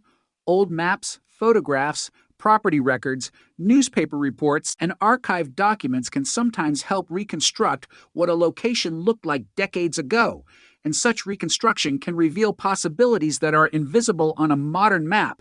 Perhaps a business once stood nearby, perhaps a road was configured differently, perhaps a truck stop or motel provided a gathering point for travelers. Perhaps a particular route was commonly used by people moving between states, and those details can help investigators understand how someone might have transported Tammy without attracting attention. But again, understanding possibility is not the same as proving what happened, and that distinction remains essential because a compelling theory is not enough to close a homicide. The person responsible must ultimately be connected to the crime through evidence, and that is the standard that has kept Tammy S. case open. Despite decades of speculation and public fascination, the DNA identification was different because it was based on a biological connection, not a theory. It provided a scientifically supported answer to the question of identity, and that answer changed the case permanently. It also demonstrated why preserving evidence mattered, because the genetic material used to identify Tammy had survived from the original investigation, waiting for technology to become capable of extracting and comparing information that could finally connect her to her family. This is one of the most remarkable aspects of the case. The evidence that had been silent for decades suddenly became powerful, not because the evidence itself had changed, but because the tools used to interpret it had changed, and that raises an important possibility for the remaining investigation. Other evidence from the original case may also have information that modern technology can reveal, perhaps material that could not be fully analyzed in 1979, perhaps forensic samples that could be tested using methods unavailable at the time, perhaps old records that can now be compared against broader databases. The possibility does not guarantee a breakthrough, but it means the case cannot be dismissed simply because it is old. Modern cold case investigations often depend on precisely this principle. The evidence survives long enough for science to catch up, and when that happens, a case that seemed frozen can begin moving again. But the search for Tammy S. killer may require more than laboratory science, because the most important evidence may be human. Someone may have known Tammy. Someone may have seen her traveling. Someone may have encountered her near the time of her death. And someone may know something about the circumstances that brought her to New York. The challenge is identifying those people after 40 years because memories are fragile and communities change, but time can also produce unexpected revelations. People sometimes reconsider old memories when they hear a victim's name, and a person who once believed an encounter was meaningless may suddenly realize that it fits the timeline of a famous cold case. That is why public appeals remain important, not because investigators expect a single dramatic confession, but because they need people to examine their own memories and determine whether something they saw or heard could be relevant, and the appeal becomes even more powerful when the victim has a name, because the public is no longer being asked to remember. An unidentified teenager, they are being asked to remember Tammy Jo Alexander, a real person with a photograph, a family, and a history. The difference between those two requests is enormous, and it is one reason the 2015 identification represented such a turning point. For 35 years, the public had seen the buckskin girl as an unidentified victim, but after the identification, investigators could finally tell the public who she was, where she came from, and what she had been like, and every one of those details offered a potential memory trigger. Perhaps someone had known Tammy from Florida. Perhaps someone had encountered her on the road. Perhaps someone remembered her because of the jacket she wore. Perhaps someone recognized the jewelry. Perhaps someone had seen her traveling north. And perhaps one of those memories could connect to a specific person, vehicle, or location. But the investigation had to proceed carefully because memory alone is rarely enough to establish guilt, and a mistaken recollection can cause enormous harm, especially in a case where the true offender has never been identified. Investigators, therefore, need corroboration, records, physical evidence, or other independent information that can confirm a witness account, and that process can be slow, particularly when the original event occurred more than 40 years ago. Yet slow does not mean impossible. Tammy's identity proves that, because for 35 years the answer seemed inaccessible. And then one scientific breakthrough changed everything. The same could happen again, perhaps through forensic genealogy, perhaps through improved DNA testing, perhaps through a previously overlooked clue, or perhaps through a person who finally comes forward. The case, therefore, exists in a strange state, old enough to be historical, but still unresolved enough to remain and that tension is what keeps it alive, because the victim has finally been restored to history while her killer remains absent from it. Is no longer an anonymous girl in a field. She is a teenager from Florida whose family knew her, whose life existed before the crime, and whose story deserves to be understood. Beyond the circumstances of her death, the tragedy is that so much of that life remains unknown to the public, while the circumstances of her murder are known in painful detail, and the investigation must reverse that imbalance by continuing to search for the missing parts of her final journey. Every clue about where she went, who she met, and how she traveled could help explain the path that ended in New York, and every answer could potentially bring investigators closer to the person responsible. But there is still no publicly established offender, no confirmed motive, and no final account of exactly what happened between Tammy's disappearance and the discovery of her body. Those gaps are not invitations to invent answers.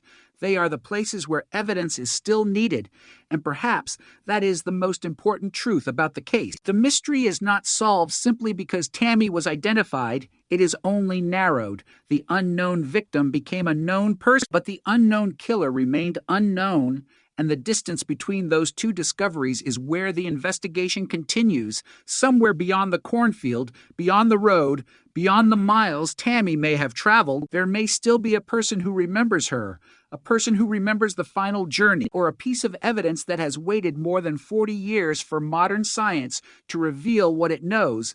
And if that evidence is still there, then the case has not reached its final chapter, because Tammy's name is now known. And once a victim has a name, the search for justice becomes personal in a way that an unidentified case can never fully achieve. Every unanswered question now belongs to Tammy.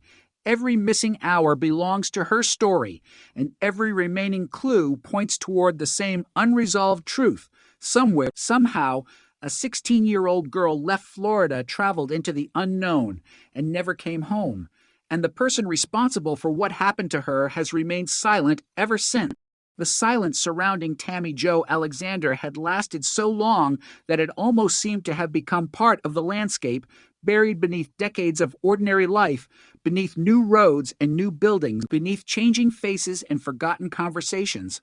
But silence is not the same thing as disappearance, and the evidence in Tammy S. case had never truly disappeared. It had simply waited, preserved in files and forensic samples, waiting for investigators to ask questions that could not have been asked when the murder occurred, and that distinction became increasingly important as the case moved deeper into the 21st century, because the identification of Tammy in 2015 proved something that investigators had hoped for, but could never guarantee the past could still speak, even after 35 years. And once her name emerged from the DNA evidence, investigators could begin reconstructing the story from the opposite direction, no longer starting with an unidentified body and moving outward, but starting with Tammy herself and moving toward the final days of her life. That process transformed the investigation because Tammy was no longer a mystery without a beginning. She had a hometown, a family, known patterns of behavior, and a documented disappearance, and every one of those elements could now be examined against the physical evidence recovered in New York. One of the most important facts was that Tammy had disappeared from Florida in 1979. The same year, her body was discovered in a cornfield near Caledonia, New York, and the distance between those two places immediately became part of the mystery. How had a 16-year-old girl traveled that far? And who had encountered her along the way? Investigators knew she sometimes hitchhiked with truckers because she lived near a truck stop, and that information created a plausible explanation for interstate travel. But it also created an enormous investigative challenge because hitchhiking is fundamentally difficult to document. A person gets into a vehicle, the vehicle moves, and unless someone remembers the encounter or there is some independent record, the journey can vanish almost completely. And in 1979, there was no digital infrastructure capable of preserving that movement automatically. There was no location history to reconstruct, no mobile phone data, no electronic payment trail, and no constant stream of surveillance footage. Tammy S.'s journey may have consisted of nothing more than miles of highway and a series of brief encounters, each one lasting minutes or hours, and then disappearing into memory. That makes the question of her final companion particularly haunting, because somewhere along that journey she encountered the person or people connected to her death. And yet the public record does not provide a definitive answer about who that person was. Investigators cannot simply assume that the last person who gave Tammy a ride was her killer, nor can they assume the offender was someone she met while hitchhiking, because the evidence must establish the connection, and that evidence has not publicly produced a confirmed offender. What investigators do know is that Tammy was found dead in a cornfield, and the manner of death was unmistakably violent. She had been shot with a .38 caliber weapon, first in the head and then in the back, and investigators determined that she had been dragged from the road into the field, meaning the location where her body was discovered may have been chosen as a place to conceal her after the killing. That creates a second layer of uncertainty, because if the murder occurred somewhere else, then the cornfield was not where the critical evidence necessarily existed. It was where the final evidence was left behind, and that distinction could explain why the case was so difficult to solve. The killer may have moved the body specifically to separate the victim from the location of the crime, but investigators could not know whether that was a deliberate strategy or simply the result of circumstances, and without knowing the offender's action, the location could only provide limited answers. What it did provide was a physical boundary in the timeline. Tammy was alive before she arrived there, and she was dead when she was left there. Somewhere between those 2 points was the event investigators needed to reconstruct, and that reconstruction required time, patience, and the willingness to revisit assumptions made decades earlier, because cold case investigations are rarely solved by looking at only one piece of evidence. They are solved by connecting pieces that previously seemed unrelated: a name, a location, a witness, a photograph, a forensic sample, an old report, a memory. Each one may appear insignificant alone, but together they can form a path, and the DNA identification created the first major connection. The unidentified victim was Tammy Jo Alexander. That meant investigators could now ask questions about her life that had been impossible before, And one of the most important questions was whether anyone had known where she intended to go, whether anyone remembered her leaving, and whether anyone had information about her movements after she left Florida. The answers might exist in family memory, old acquaintances, school records, missing person documentation, or conversations that were never understood as evidence at the time, and every answer could help establish a timeline, even a rough one, because a timeline narrows possibilities. If Tammy was known to be in one place at a particular moment and her body was later found in New York, then investigators can focus on the routes and encounters between those points. But when the gap spans days or weeks, the number of possibilities becomes enormous, especially when the victim was traveling in a way that left few records. This is where the case becomes almost like a puzzle whose pieces have been scattered across generations. Investigators have to determine which pieces are genuine, which belong to the same picture, and which are simply coincidences. And the danger of coincidence is particularly serious in a cold case because after decades, many people may appear suspicious simply because they were in the right geographic area at the right time. But suspicion is not proof, and a responsible investigation must resist the temptation to turn proximity into guilt. The same principle applies to forensic evidence. A DNA profile can be extraordinarily powerful, but it must be interpreted correctly, and the identity of Tammy through DNA did not automatically identify her killer. It established who the victim was, which was an enormous breakthrough, but only one step in the larger investigation. That distinction is sometimes lost when cold cases are discussed, because the word DNA carries a sense of finality. But DNA can answer different questions depending on whose biological material is being analyzed and what comparison is being made. In Tommy S.'s case, it answered the question of identity, allowing investigators to connect the unidentified body to a family in Florida. But the remaining question is fundamentally different: whose evidence, if any, can connect the killer to the crime, and whether that evidence still exists after more than 4 decades. The passage of time is unforgiving, yet the identification itself demonstrates that time is not absolute. Some evidence survives far longer than expected, and that means investigators cannot simply assume that every possibility has disappeared. Modern forensic methods may allow old biological evidence to be examined in ways that were unimaginable when the case began, and modern databases may contain information that did not exist decades ago. But any new forensic development must still be tied to the original evidence and interpreted carefully, because the goal is not merely to find a person who matches a theory, it is to establish what happened.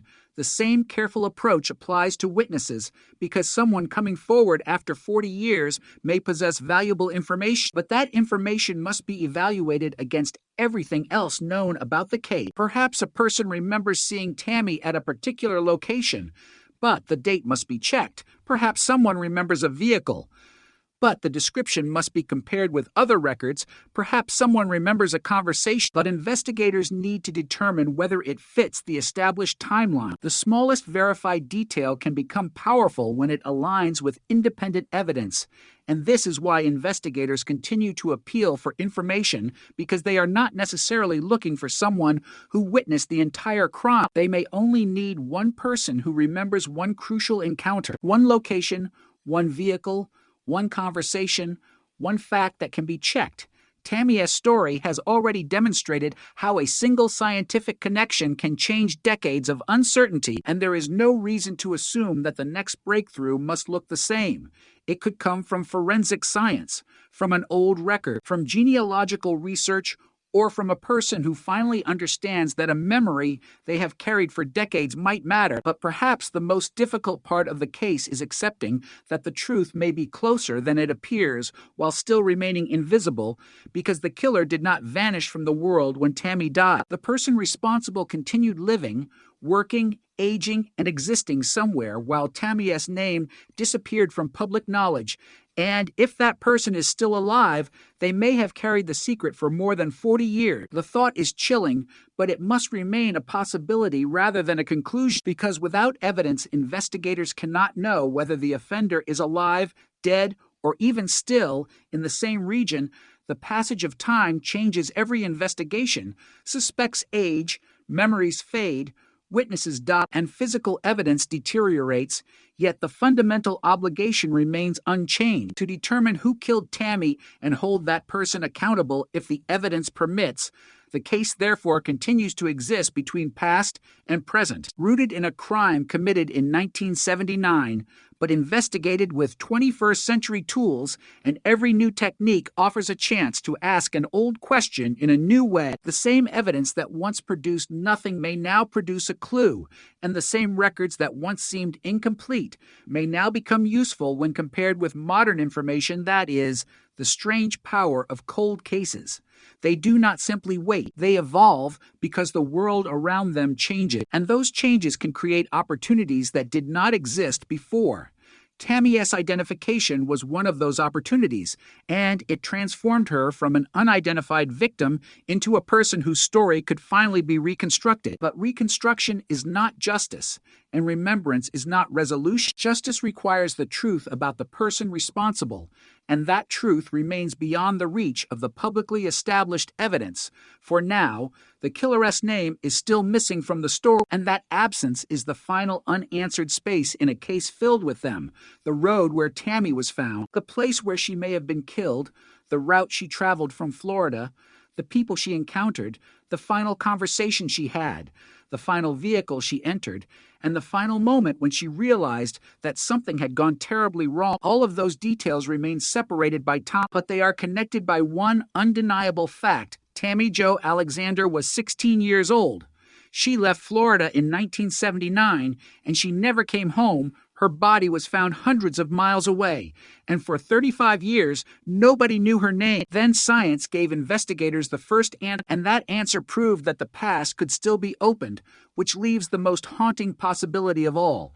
If science could recover Tammy's identity after 35 years, perhaps another forgotten piece of evidence is still waiting somewhere to reveal the identity of the person who killed her, and until that happens, the case remains suspended between what is known and what is still hidden, with Tammy's name finally restored, but her killer still somewhere beyond the final page. The longer investigators looked at Tammy Jo Alexander's story, the more apparent it became that the case was not simply about a body discovered in a field, but about a journey that had almost completely disappeared. A journey beginning in Florida and ending hundreds of miles away in rural New York, with a 16-year-old girl caught somewhere between those 2 points. And that missing journey was perhaps the most important piece of the entire investigation, because the answer to the murder might not have been waiting in the cornfield at all. It might have been waiting on a highway, at a truck stop, inside a vehicle, or in the memory of someone who saw Tammy during the final days of her life. Investigators knew that Tammy had sometimes hitchhiked with truck drivers because she lived near a truck stop, and that detail immediately created a complicated picture of her movements. Hitchhiking could carry a person across enormous distances without leaving a conventional record. And in 1979, it was possible for someone to travel hundreds of miles while leaving behind almost nothing that could later be reconstructed. No electronic trail, no location data, no passenger list, no automatic record of where a vehicle stopped. Only the memories of people who happened to be there, and memory is fragile, especially when nobody realizes at the time that they have witnessed something important. A truck driver might remember picking up a teenage girl, but forget the exact date. A restaurant employee might remember a young woman passing through, but not remember her name. A traveler might remember a conversation, but never connect it to a missing person case. And that is what made Tammy's disappearance so difficult to trace, because the investigation needed to find a moment that had seemed ordinary to someone in 1979, but could become extraordinary decades later. After the DNA identification in 2015, that search gained a new focus. Investigators now knew exactly who they were looking for, and that meant old memories could be compared against a real person, a real photograph, and a real timeline. The unidentified teenager had become Tammy Jo Alexander, and suddenly a description from decades earlier might have meaning, especially if it involved a young girl from Florida traveling north. But investigators still had to determine whether such memories were reliable, and that required caution, because the human mind does not preserve the past like a record. People can unintentionally alter dates, combine events, or fill gaps without realizing it.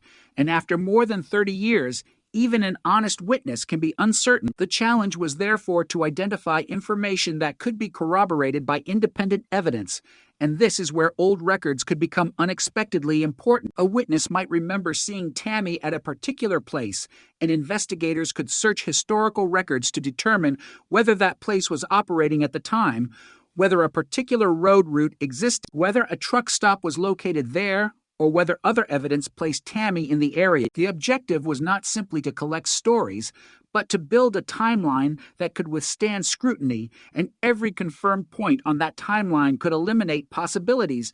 The investigation could become narrower, more focused, and potentially more revealing, but the distance between Florida and New York remained a major challenge, because even with a confirmed starting point and a confirmed final location, there could have been countless routes and encounters between them, and every additional possibility multiplied the number of people who might have crossed paths with Tammy. This is one reason. The identification was so important. Before 2015, investigators could not even be certain that the unidentified victim had a missing person history in Florida. But after the DNA match, the connection became established, and that allowed investigators to examine Tammy's disappearance as part of the homicide investigation rather than as unrelated missing person case. Two mysteries became one, and the combined story was more informative than either mystery alone. The missing girl had become the murdered girl, and the murdered girl had finally regained her name. Yet that connection also made the tragedy more painful because it confirmed what Tammy's family had spent decades not knowing. She had not simply run away and disappeared into another life. She had been killed, and her body had been lying in New York for decades while her family remained without an answer. The emotional weight of that discovery cannot be separated from the investigation, because cold cases are not merely collections of evidence. They are unresolved human stories, and Tammy's family had lived through an absence that was finally given a terrible explanation. The identification could bring relief because uncertainty was over, but it could also bring grief because hope had to give way to finality. And that is one of the cruelest realities of unidentified victim cases. Sometimes the answer families spend decades seeking is the answer they most desperately hoped would never be true. Tammy was 16, and her future had been taken away before she had the opportunity to become the person she might have been. And yet the circumstances of her death became the dominant part of the story because the person who killed her remained unknown. That imbalance is one reason. The investigation cannot end with the DNA identification. The purpose of identifying a victim is not simply to put a name on a file. It is to restore the person to their history and then pursue the truth about what happened. And in Tammy's case, that truth still has missing pieces. Investigators know how she died, but not why she was killed. They know where her body was discovered, but not necessarily where the shooting occurred. They know she disappeared from Florida, but not every step of her journey to New York, and they know that she sometimes hitchhiked, but they do not publicly identify the person who gave her the final ride. These gaps form the center of the mystery, and each one creates another possible avenue for investigation. The firearm used in the murder is one example. .38 caliber weapon was used to shoot Tammy, and investigators would naturally want to understand where that weapon came from, who might have possessed it, and whether any historical evidence could connect it to a person. But after more than 40 years, tracing a specific firearm can be extremely difficult. Records may be incomplete. Weapons may have changed hands, and physical evidence may no longer exist, yet the caliber remains a concrete detail, unlike speculation, and it provides a fixed point in the case. Another fixed point is the clothing. Tammy was found wearing distinctive items that investigators documented, including the red windbreaker with black stripes, tan corduroy jeans, a plaid shirt, blue knee socks, and brown shoes, and those items were important not only because they could help identify her, but because they described how she appeared during the final period of her life. Perhaps someone remembered seeing that clothing. Perhaps a witness recognized the jacket. Perhaps an old photograph showed Tammy wearing something similar. Every such detail could potentially help reconstruct her movements. But again, investigators must distinguish evidence from coincidence because clothing styles in 1979 were not unique enough. To identify a person by themselves, the combination of several details, however, could become more meaningful, especially when connected to a specific location or date. The jewelry could also provide clues, particularly the silver necklace with 3 turquoise stones and the unusual heart and key lock, because personal objects sometimes create memories and witnesses that names do not. A person might forget the face of a teenager they met briefly, but remember a distinctive necklace or charm, and that could become a pathway toward identifying an encounter. The inscription on the locket, "He who holds the key can open my heart," adds an especially personal dimension to the evidence because it suggests that the object may have carried emotional meaning for Tammy or someone close to her. Although its precise significance has not been publicly established, and it would be irresponsible to turn the inscription into a theory without evidence, the object is important because it belonged to Tammy, not because its message automatically explains the crime. This distinction between what is known and what is imagined is crucial, especially when a case has remained unresolved for decades and public interest encourages dramatic interpretation. The truth does not need embellishment. The facts are already haunting enough. A 16-year-old girl disappeared, traveled far from home, and was later found murdered in a cornfield, and for 35 years even her family did not know where she was. Then DNA restored her identity.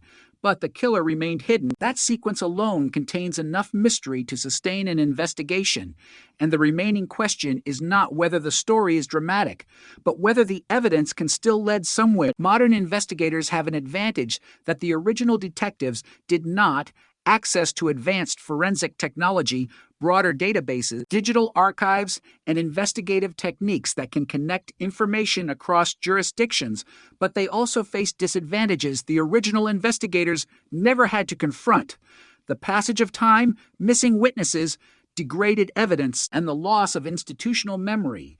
The people who worked the original case may no longer be available to explain why certain leads were followed or rejected, and that means modern investigators must reconstruct not only the crime, but the history of the investigation itself. They must understand what was known then, what was unknown, what evidence was preserved, and what assumption may have influenced earlier decisions. This is painstaking work. But cold cases are often solved through painstaking work rather than dramatic moments.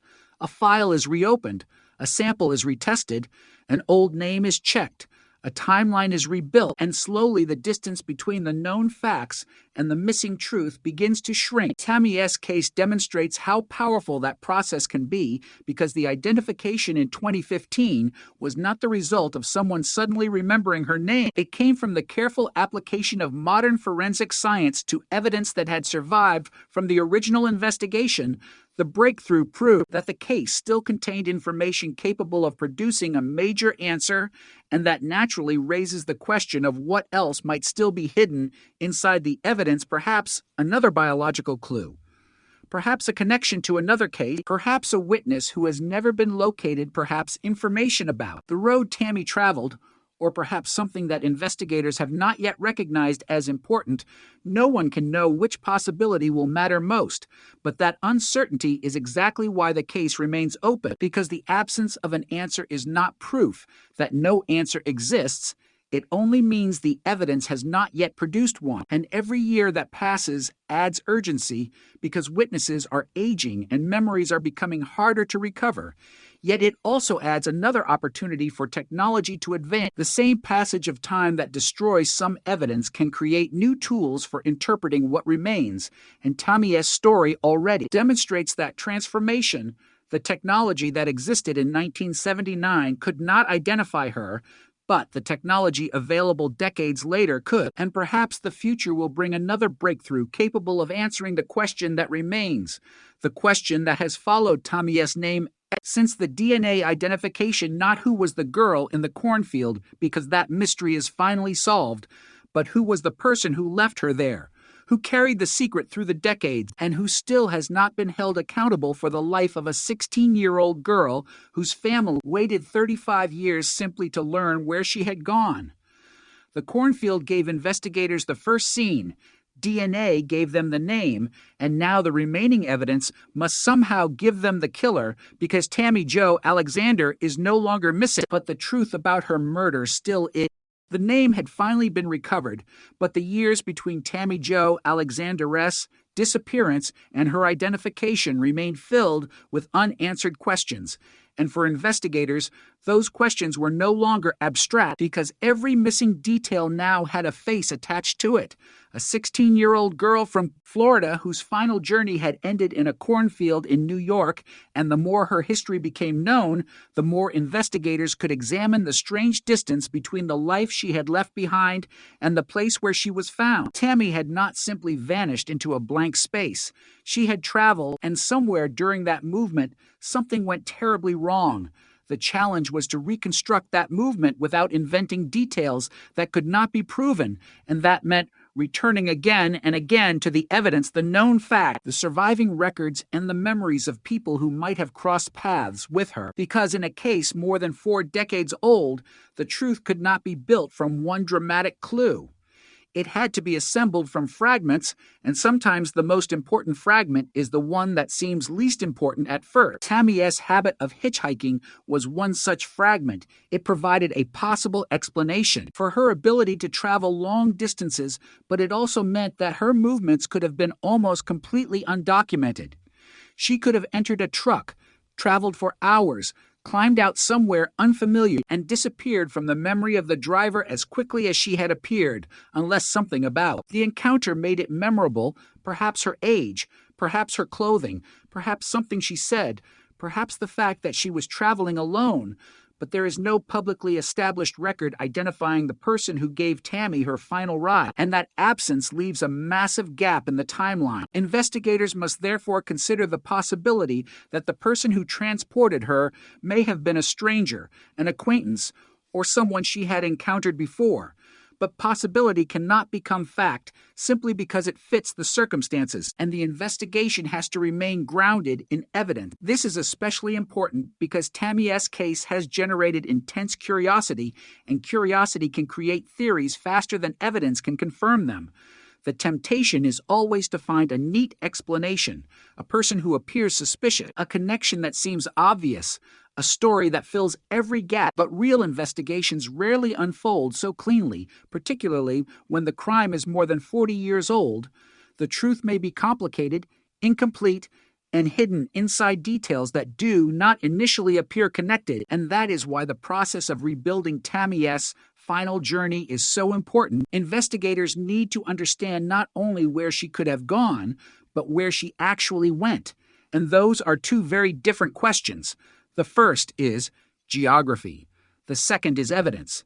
Geography can show routes, highways, and distances, but evidence can show movement, and evidence is what transforms a possible route into a documented one. The problem is that much of the evidence from 1979 was never designed for the world of modern cold case investigation. Documents were created on paper. Information was stored locally, and communication between jurisdictions was slower and more fragmented than it is today. Investigators may have had to rely on telephone calls, mailed reports, physical photographs, and personal contacts, and when a victim was unidentified, there were fewer opportunities to connect information across states. A missing person case in Florida might not immediately connect with an unidentified homicide victim in New York, especially when the victim had no identification on her body and the circumstances of her disappearance were not fully understood. That separation allowed the mystery to survive. But the DNA identification broke it apart. Suddenly, the two cases were proven to be one, and that meant investigators could begin examining old records with a new purpose. The missing person file was no longer simply a report about a teenager who had vanished. It was evidence concerning the movements of a homicide victim, and the homicide file was no longer simply an unidentified body. It was the final chapter in the life of a girl who had disappeared from Florida. The connection was powerful, but it also revealed how much information had been lost in the intervening decades. The people who knew Tammy in 1979 had grown older, and some may no longer have been alive. Memories that could have been immediately useful had become distant recollections, and people who once knew exactly where she had gone may have forgotten details that seemed unimportant at the time. This is one of the cruelest aspects of a long unsolved case. The investigation may need answers from people who never knew they possessed them, and by the time they understand the significance, decades may have passed, yet the possibility of recovering information remains because memories are not always erased completely. Sometimes a photograph can trigger recognition. Sometimes a name can unlock a forgotten connection. Sometimes a person hears about a cold case and suddenly realizes that something from their past may have relevance. This is why investigators continue to seek information even after decades, because a witness does not need to have seen the murder itself to matter. Someone who remembers Tammy before the murder could help establish her movements.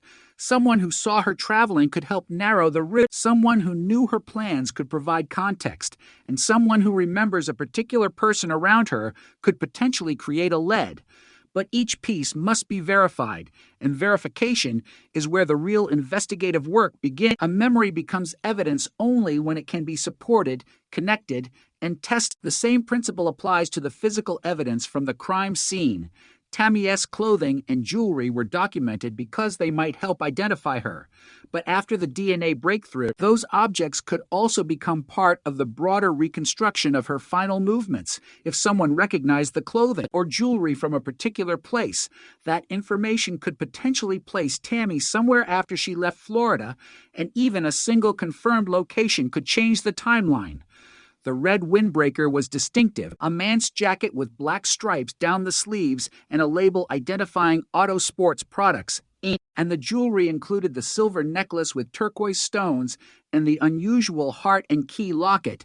These objects were part of Tammy's final known appearance, and they were preserved because investigators understood that they might matter, perhaps not immediately, but eventually.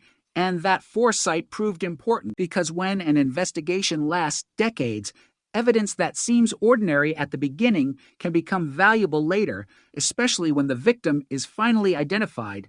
The clothing is no longer simply clothing. It is something Tammy was wearing during the last known period of her life, and the locket is no longer an anonymous object. It belonged to her.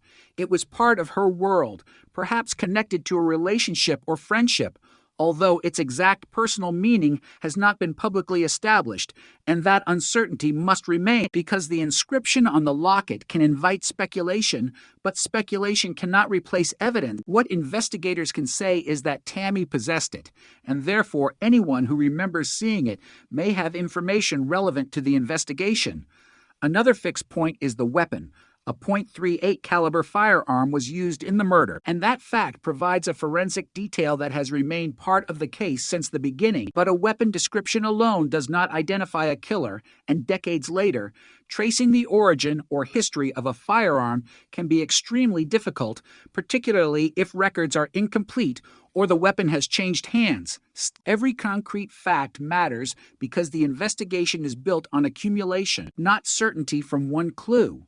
The killer may have believed the rural location would protect the crime from discovery, but the body was found, and the evidence was preserved. The killer may have believed that an unidentified victim could never be traced, but DNA eventually revealed Tammy's name, and the killer may have believed that decades would make the investigation impossible. But the case remains part of law enforcement's cold case work. That sequence is significant because it demonstrates the limits of time as a shield. Time can make an investigation harder, but it cannot guarantee that a crime will remain unsolved forever, and Tammy's identification was proof of that. The case had remained frozen for 35 years. Then, a scientific breakthrough reopened it. And now the remaining question is whether another breakthrough can connect the crime to the person responsible. Perhaps that breakthrough will come through DNA, perhaps through genealogy, perhaps through a witness, perhaps through a record, or perhaps through a combination of several small clues that suddenly align. The possibility is difficult to predict, but the investigation does not need to know in advance where the answer will come from. It only needs to keep testing the evidence, and that process becomes more urgent as the years continue, because witnesses age, memories fade, and opportunities disappear. But technology also advances, creating new ways to analyze old evidence, and that tension between loss and possibility defines the case. Every passing year removes some possibilities while creating others. The people who lived through 1979 are becoming fewer, but the forensic tools available to investigators are becoming more sophisticated, and somewhere between those two forces lies the remaining chance of solving Tammy S. murder. Perhaps one of the most important things about the case is that the first breakthrough did not come from a dramatic confession or a witness suddenly remembering everything. It came from science, from evidence that had survived long enough to be interpreted by a later generation, and that means the investigation can continue without relying entirely on human memory if physical evidence remains. Modern methods may be able to extract information from it if records remain. Digital archives may make them easier to search, and if genetic information exists, databases may create connections that investigators could not have made in 1979. But none of these tools can guarantee success, and responsible investigators must work within what the evidence actually supports. That means avoiding sensational conclusions and resisting the urge to announce certainty before the facts justify it. Tammy S.'s story is already extraordinary without embellishment. She disappeared as a teenager, was murdered far from home, remained unidentified for 35 years, and was finally named through DNA. That alone is enough to demonstrate how a cold case can change decades after the original crime. But the most important chapter has not yet been written because the person responsible for her death remains outside the confirmed public record. And until that changes, the case remains unfinished. The family has a name for their daughter now. They know where she was found, and they know the terrible truth about how her life ended, but they still do not have the complete answer to the question that has followed this investigation for decades. Who was responsible for taking Tammy S.'s life, and why did that person believe they could leave her in a field and disappear without consequence? A cornfield may have been quiet when Tammy was discovered, but the case never truly became silent because evidence remained. And eventually that evidence spoke, first by giving investigators her identity, and perhaps someday, if another piece of the puzzle survives, it may speak again, this time with the name of the person who has remained hidden behind the silence. And until then, every unanswered detail carries the same weight: the missing journey, the unknown encounter, the unseen vehicle, the final conversation, the final moment of Tammy S.'s life. All of them waiting somewhere in the distance between Florida and New York, waiting for someone to remember, someone to discuss, or something to finally reveal what happened. The investigation into Tammy Jo Alexander had now reached a strange point in time, where the most important breakthrough had already happened, yet the central mystery remained stubbornly intact. Because investigators knew the identity of the girl found in the cornfield, they knew her age. They knew where she came from, and they knew that she had disappeared from Florida in 1979. But they still did not have the final answer: the identity of the person who killed her. And that meant the case had entered a new phase, one in which every surviving detail from Tammy S.'s life and death could be reconsidered through the lens of her true identity. For decades, investigators had been asking, "Who is this girl?" Now they could ask a far more dangerous question: who was with Tammy before she died? That change might sound simple, but it transformed the entire investigation, because a nameless victim creates a wall between the crime and the victim's history, while an identified victim opens doors: family records, friendships, photographs, memories, places, and relationships suddenly become accessible, and investigators can begin looking backward from the confirmed identity toward the last known moments of her life. Tammy was 16. She had lived in Brooksville, Florida, and she had a history of running away. According to investigators, she sometimes hitchhiked with truck drivers because she lived near a truck stop, and that detail became increasingly important because it offered a possible explanation for how she traveled so far from home. But it also created a frightening reality. The person who eventually encountered Tammy may have been someone she had never met before, someone who offered transportation, someone who appeared harmless, someone whose name might never have been recorded anywhere, and if that was the case, the trail could disappear almost as quickly as the vehicle carrying her. This was 1979, a period when a teenager could cross state lines without creating the kind of permanent digital record investigators now take for granted, and that absence of information made the journey almost invisible. But invisible does not mean impossible, because even an undocumented journey can leave fragments, and investigators only need enough fragments to build a reliable sequence. A truck stop receipt might no longer exist, but a witness could remember a conversation. A photograph might show Tammy wearing the same jacket she was later found wearing. A person might remember seeing a teenage girl traveling alone, or an old acquaintance might suddenly recognize a detail that had never seemed important before. Each fragment alone might be weak, but several independent fragments pointing in the same direction could become significant, and that is how investigators approach many old cases, not by expecting one perfect piece of evidence to appear, but by searching for connections between imperfect pieces. Tammy's clothing was one of those potential connections. She was found wearing tan corduroy jeans, a multicolored plaid shirt, blue knee socks, brown shoes, and a red nylon-lined man's windbreaker with black stripes down the sleeves. The jacket was labeled Auto Sports Products, and the combination of those details created a recognizable picture of the teenager during the final period of her life. Investigators also documented her silver necklace with 3 turquoise stones, including one shaped like a bird, as well as the unusual heart and key locket. The 2 pieces fitting together and carrying the inscription, "He who holds the key can open my heart." These objects mattered because personal belonging can create links that official documents cannot. A person who does not remember a name may remember an unusual necklace, a distinctive jacket, or a teenager carrying an object that stood out. And after Tammy was identified, those details could be connected to a real person and a real missing person case. But the objects also illustrate the limits of the investigation, because knowing Tammy possessed them does not establish who gave them to her, why she carried them, or whether they had any connection to the murder. Those questions may have answers, but without evidence, they remain unanswered. And responsible investigators have to maintain that boundary, especially in a case where decades of uncertainty can encourage speculation. There is another crucial fact that cannot be overlooked. Investigators determined that Tammy had been dragged from the road into the cornfield, and that suggests the body was moved, meaning the field may have been a disposal location rather than the original crime scene. If so, the murder itself could have occurred somewhere else, perhaps nearby, perhaps along a route, perhaps in a location that has changed beyond recognition over the decades, and that possibility creates an enormous investigative problem because a secondary crime scene can preserve fewer clues than the original location, especially when the killer has had decades to remain unidentified. The field itself can tell investigators something about where Tammy ended up, but it may not tell them why she was there, and it may not reveal what happened immediately before she was brought there. The unanswered distance between those moments is where the killer may still be hiding. Perhaps the most haunting part of the case is that someone knew Tammy was dead before anyone else did. Someone knew where she was. Someone knew what had happened to her. And someone made the decision to leave her in that field. Whether that person acted alone or whether anyone else knew has not been publicly established.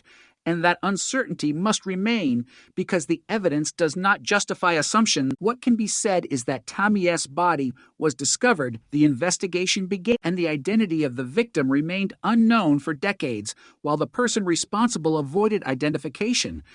That person may have believed that the absence of a name would protect them, and for 35 years, it appeared to work. But then the DNA identification changed the equation because anonymity was no longer protecting the victim, and therefore it could no longer protect the investigation from being connected to her past. Once Tammy's identity became known, investigators could search for people who knew her, and perhaps more importantly, people who knew that she had disappeared.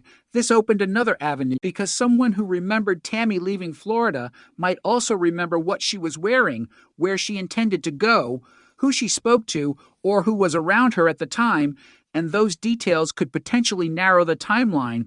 But again, decades create obstacles, memories become fragmented, and people move sometimes across the country, sometimes out of the country, and sometimes completely out of the public record.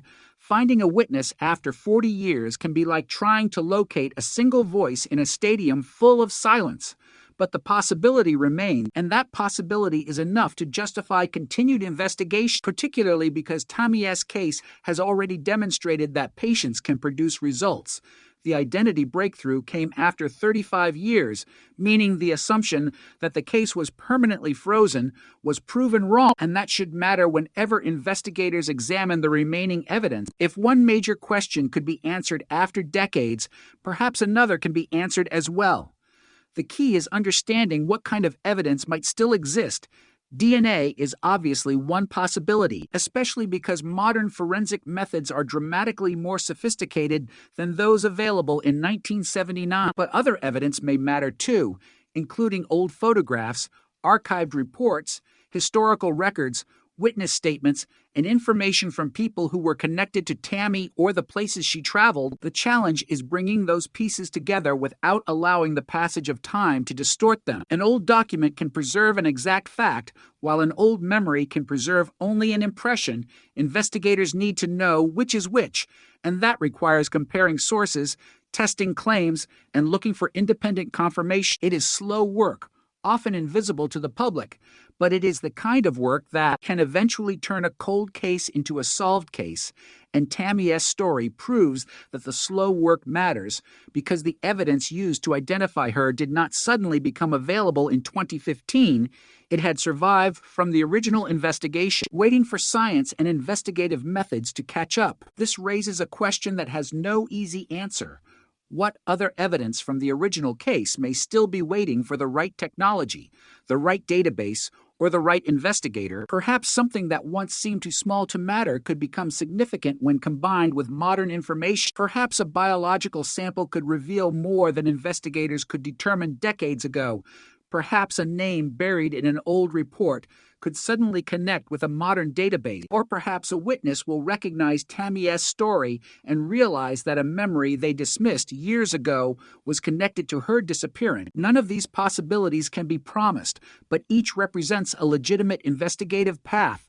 And that is why the case continues to matter, not because the mystery has been solved, but because the mystery has been narrowed. The girl in the cornfield is no longer unidentified, and that is a profound change. Her family can finally mourn her by name. Investigators can reconstruct her history, and the public can understand that the teenager who was found in New York was not an anonymous stranger. She was Tammy Jo Alexander, a 16-year-old girl from Florida whose life ended far from home, and the fact that it took 35 years to establish that identity is itself a warning about how easily a victim can become lost when records, geography, and time separate a person from the people who know them. But Tammy was not lost forever, and neither was the case. The identification proved that, and now the remaining task is to close the distance between Tammy and the person responsible for her death. That distance may be geographical, because the killer may have lived far from the crime scene. It may be chronological, because the critical evidence may lie buried in the past, or it may be psychological, because someone who knows the truth may have convinced themselves for decades that silence was safer than confession. But whatever form that distance takes, the investigation must cross it, and every new clue has the potential to shorten the gap. Perhaps that is why the story remains so unsettling, because the killer did not disappear into some supernatural darkness. The person responsible simply vanished into ordinary life, while Tammy S.'s identity became a question passed from one generation of investigators to another. The killer had time, decades of it, but Tammy S.'s family had time too.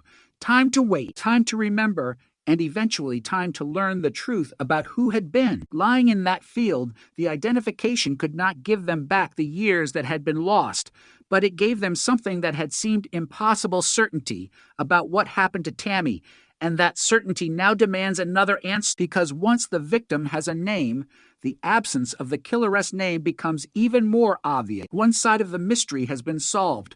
while the other remains completely open, and somewhere between those two facts lies the final sequence of events that investigators have spent decades trying to reconstruct: the last journey, the last encounter, the last person, the last decision, and the final moment when Tammy Jo Alexander's life was taken.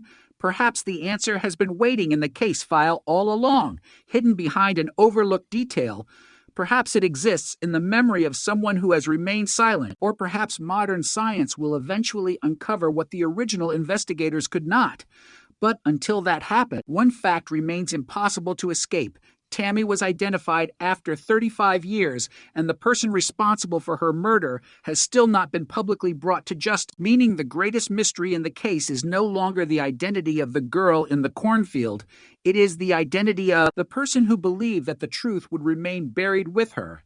And that is the question that still hangs over the road outside Caledonia, the same question that has followed this case for more than 4 decades. Who killed Tammy Jo Alexander, and how much longer can that secret survive? By the time the investigation entered its later decades, Tammy Jo Alexander's name had become inseparable from a question that refused to disappear, because identifying her had solved one of the greatest mysteries in the case while exposing another, far more personal one. And that second mystery was the person who had taken the life of a 16-year-old girl and left her in a cornfield in upstate New York, a person who had somehow remained outside the reach of investigators for decades. The case, therefore, existed in 2 timelines at once, one beginning in 1979 when Tammy vanished and an unidentified teenage girl was found dead, and another beginning in 2015 when DNA finally connected that unidentified victim to the family in Florida that had spent decades without knowing what had happened to her. The passage between those 2 dates was more than 35 years, and during that time, almost everything around the case had changed. Technology had changed, investigative methods had changed, communities had changed, and the people who might have known something had grown older. Yet the evidence remained, and that evidence was now being examined with a completely different understanding of who the victim was. The transformation was enormous, because investigators could finally reconstruct Tammy's story from the beginning rather than from the moment her body was discovered. And the beginning mattered, because every homicide has a history before the crime, and understanding that history can reveal relationships, movements, opportunities, and possible motives. But Tammy's history also introduced uncertainty, because she had a pattern of running away, and that meant her disappearance might not initially have seemed as unusual as the disappearance of a teenager with no such history. The fact that she sometimes hitchhiked also meant that investigators had to consider a wide range of possible movements, and when those movements extended beyond Florida, the number of possible encounters expanded dramatically.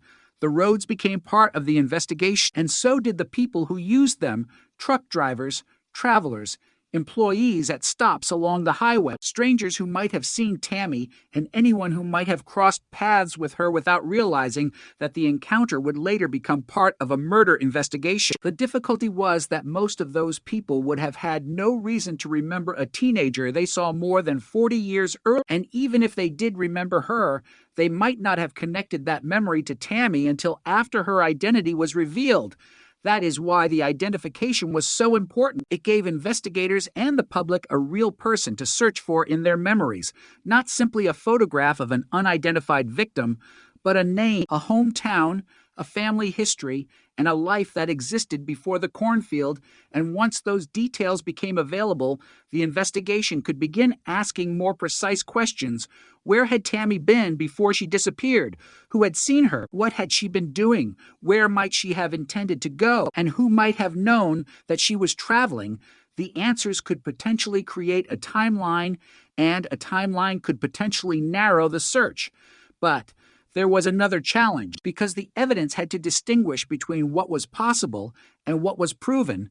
A person being in the same region did not make that person a suspect. A person owning a similar vehicle did not establish involvement, and a person who had once met Tammy did not automatically know what happened to her. The investigation had to follow evidence rather than suspicion, particularly because decades of public interest can generate countless theories, and theories can become dangerous when repeated often enough to sound like facts. The known evidence was already powerful. Tammy had been shot with a .38 caliber weapon. Her body had been dragged from the road into the cornfield, and her identity had eventually been established through DNA. But those facts did not provide a complete account of the crime. They did not publicly identify the shooter. They did not establish where Tammy was killed, and they did not explain why she was targeted. Those unanswered questions remain the center of the investigation, and they also demonstrated why solving a cold case requires more than identifying a victim. Investigators must establish the chain of events leading to the death and then connect those events to a specific person through reliable evidence. That process can take years, even in a recent case. And in Tammy S.'s case, the challenge was magnified by the passage of time. Physical evidence may have degraded, records may have been lost, and witnesses may no longer be available, but the case still contained one extraordinary advantage. The original investigation had preserved enough evidence to allow Tammy to be identified more than 3 decades later, and that meant the possibility of additional forensic discoveries could not simply be dismissed. Advances in DNA technology have transformed cold case investigations because biological evidence that once produced little information can sometimes yield much more through new methods. But every sample has limitations, and not every piece of biological material can produce a usable profile. Investigators, therefore, have to determine what evidence exists, what condition it is in, and whether modern testing could reveal information that was impossible to obtain decades earlier. The possibility of additional testing creates hope, but hope must remain separate from certainty, because until a test produces a reliable result, investigators cannot claim that the answer is waiting inside a laboratory, and that discipline matters, especially in a case involving a victim who has already endured decades of anonymity. Tammy S.'s story deserves facts, not speculation, and the distinction becomes particularly important when discussing the possibility of genetic genealogy, a method that has helped identify unknown individuals and suspects in numerous cold cases. Genetic genealogy can sometimes create connections through relatives who have submitted DNA to appropriate databases,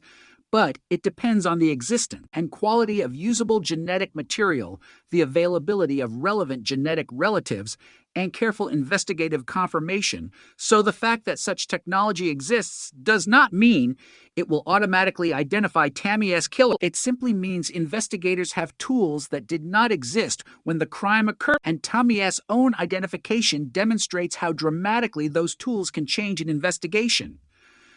35 years of uncertainty were transformed into certainty about the victim, and that achievement carries a powerful implication. The case is capable of producing major answers when old evidence is combined with modern science. The remaining question is whether the evidence can produce the answer that matters most, the identity of the person responsible. Another potential source of information is the historical record, because newspaper, police reports, archived photographs, property records, and other documents can preserve details that would otherwise disappear. And while these records cannot directly reveal everything that happened, they can help reconstruct the environment surrounding the crime, the roads, the businesses, the community, and the people who were present. A location that looks ordinary today may have looked completely different in 1979, and understanding that difference can help investigators determine how Tammy might have arrived there and how her body could have been moved. The fact that she was dragged from the road into the field is particularly significant because it suggests movement after the shooting, and therefore the road itself becomes part of the story. Someone had to bring Tammy there, or at minimum move her from one place to another, and that movement created an opportunity for evidence. Perhaps a witness saw a vehicle stopped on the roadside. Perhaps someone noticed unusual activity. Perhaps someone remembers a vehicle that seemed out of place. But if such observations were never reported at the time, finding them now would be extremely difficult. Still, investigators can revisit old witness statements and compare them with what is now known about Tammy, because a detail that seemed irrelevant when the victim was unidentified could take on new significance after her identity became known. This is one of the hidden strengths of reopening a case. Investigators are not simply looking at the same evidence again, they are looking at it with new information, and new information can change the meaning of old detail. A statement that once seemed disconnected may suddenly fit a timeline. A name that once appeared incidental may become worth checking, and an object once treated as ordinary may become a potential identifier. Tammy S. jewelry provides an example of how personal objects can matter. The heart and key locket was unusual, and its inscription was distinctive, but investigators cannot assume that the inscription reveals a relationship or motive, only that the object belonged to Tammy and could potentially help someone remember her. The same is true of the red windbreaker, the turquoise necklace, and the rest of her clothing. These details help create a picture of the teenager during her final days, and perhaps someone who encountered her remembers that picture, even if they never knew her name. This is why public appeals in cold cases often emphasize photographs and personal belongings, because recognition can occur in ways that formal descriptions cannot.